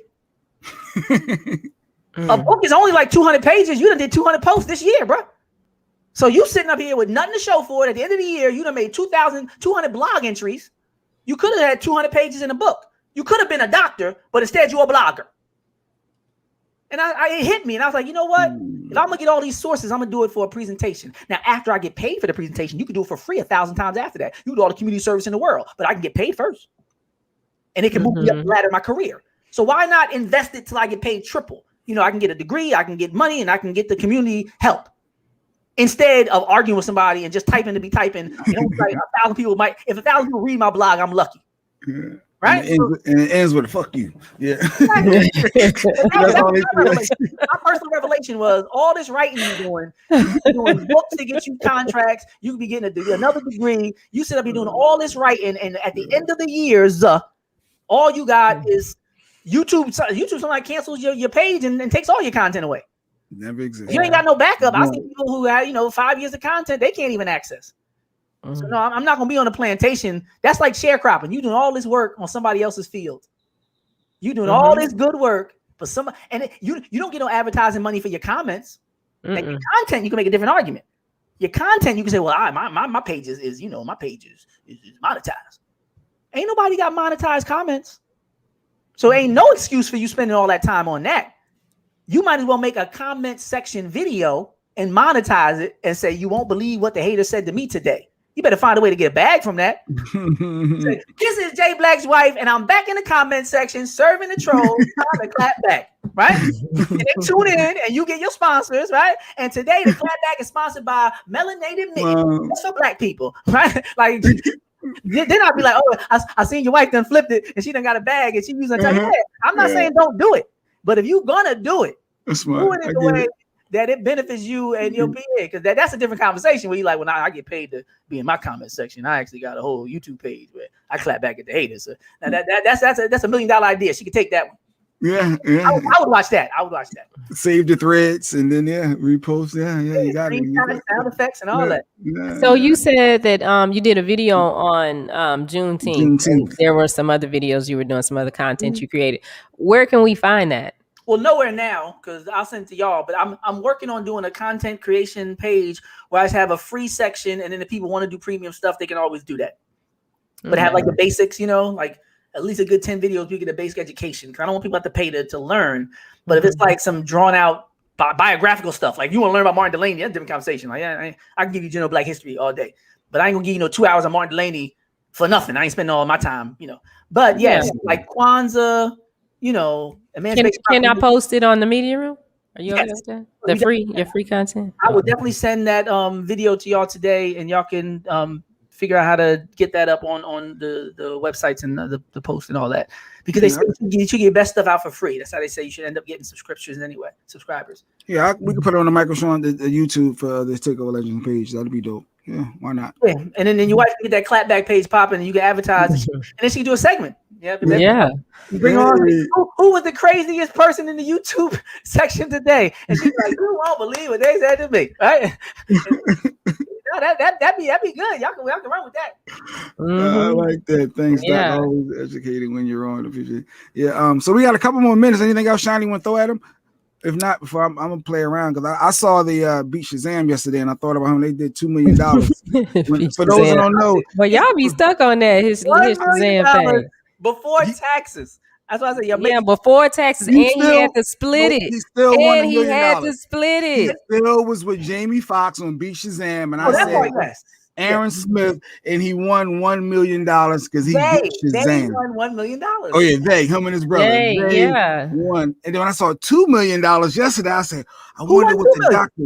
No, they didn't win. They was trash yesterday. They only got one question out of the 5 songs. They only knew one. But they giving away more money now. I didn't. $2 million. They did $2 million yesterday. Oh, so you gonna go back on the show now? That's what I was thinking. I was thinking they need a return episode with the champions. They need like Jeopardy does with all the winners come together. I need to start a campaign. They need to bring all the $1 million winners come back for a $2 million purse to battle each other. Yeah. So what was that process like getting on the show? What did y'all do? Oh man, and that was a lot. You had to thousands and thousands of people from across the nation were submitting videos, audition videos. If your audition video gets noticed and they want to talk to you, they have different tiers where they have like a filtering process for like the lower level people on the show will talk to you. Then they'll bring you up to like the assistants, directors and everybody. Then if you make it to the final round per se, you talk to the producers, like the 2 people whose name be on the show at the end. They talked to you and they were like, a lot of people, are in this process, whatever, but we're going to move you forward. We was tripping so hard. They was like, yo, you're going to fight us not to be on the show. You coming to LA. Like we was only talking for like 5 minutes. Like, cause we knew what they were looking for.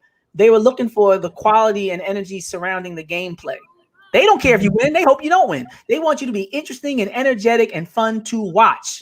And when you put yourself in their shoes, and I've had experience of watching people like Jay Black be behind the scenes during the morning show on radio, and I know that the producers like this.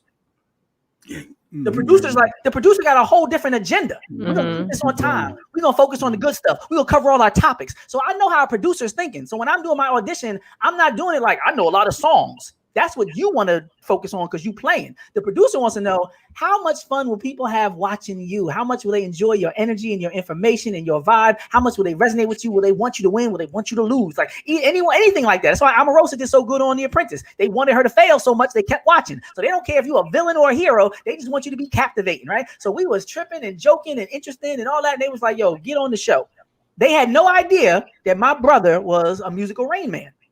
So we kind of pulled a Trojan horse on them, and I did all this let us on the show, rappity rap, and little did they know my brother was there ready, knowing all the songs in the world. Because if he got in the interview like that, they would have been like, first of all, he gonna win, so we're not gonna bring him on, and second of all, that's not entertaining enough to be knowing all these darn songs. So we were smart enough to know what they wanted, and we presented ourselves accordingly, and making sure we kept some of the information in the back. We didn't say, this brother knows thousands of songs within 1.1 second.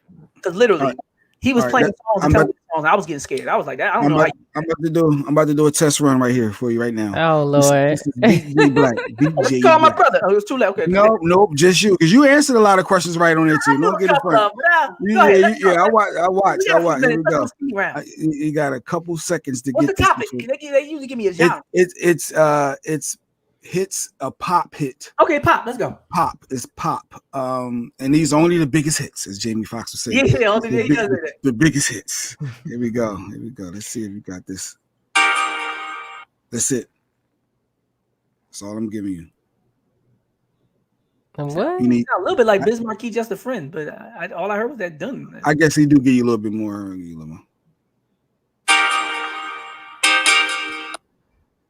It's a pop hit. That's a pop major hit. I got a feeling. You ain't getting no money. How you beat Shazam? Because I brought reinforcements. I bet you people, Shiny, you don't know that either? Do it again. This is a major pop hit. Major. Well, pop is where we going wrong. I'm I'm from Texas, man. If I let the next note play, you're gonna know it. Okay, well let the next note play. Nobody in the comments guessing either. Somebody in the comments say it before I play. They don't know. They don't know. Come on, Action, Gail. I see a whole bunch. It's a whole bunch of people. Come on, I need all y'all. Somebody to comment. What was that song? Beat J Black. Y'all can't beat me. Jesus. All right, I'm gonna play the next one. Watch everybody know it now.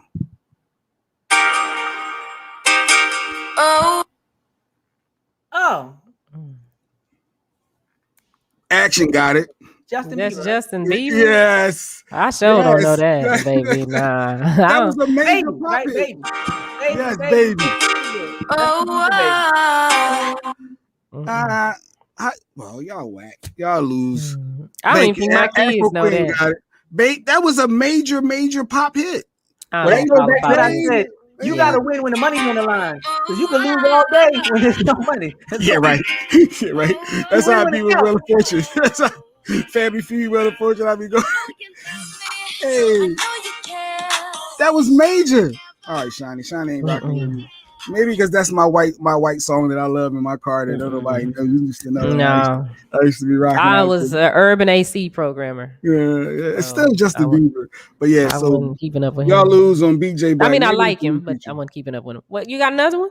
You only had one song? I just told him when I pulled up. He gave us a final round. Yeah. Dang. It's straight to the final. It's $1 million question. Action said he want his check.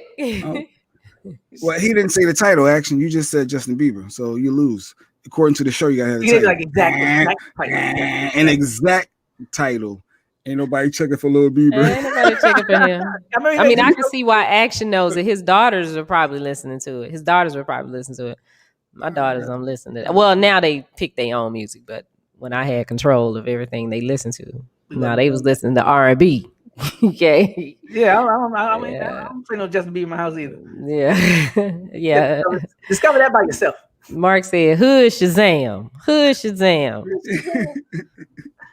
Yeah, it's Hood Shazam because Jane got these songs lined up right. Hey, I was only prepared for one. I didn't know y'all was gonna come for another one. I got some movie. Oh yeah, you do have the movies. I was gonna do some movie quotes, and if you knew where it was from, let me see if I can. Okay, do the movie quotes. Wait a minute. Let me see if I can do this one. This might be one. Let's see if the doctor or Shiny know this one. All right, y'all ready? Here we go. Mm-hmm. Wait a minute. That's a movie?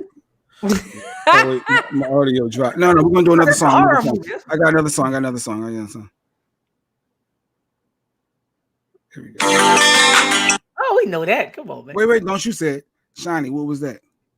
That is, I know it, but I don't know. I know it, but I don't know. That's Tupac. Yeah. Ain't that Tupac? What's the title? Play it again.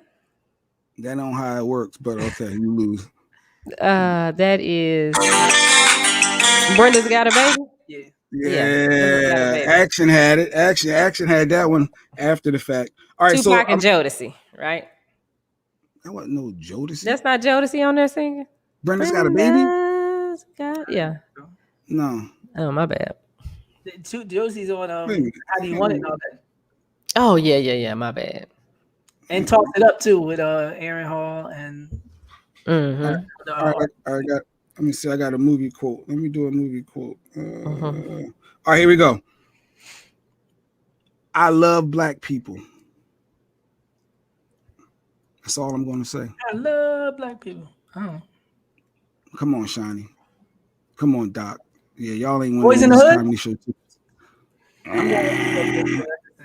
I don't know. School Days. Nope, not School Days. School Days. I love black people. No. No. Spike Lee's Do the Right Thing. Nope. Come on, Action. I love black people. That was a major line in the movie. Yeah, y'all suck. Mo Better Blues.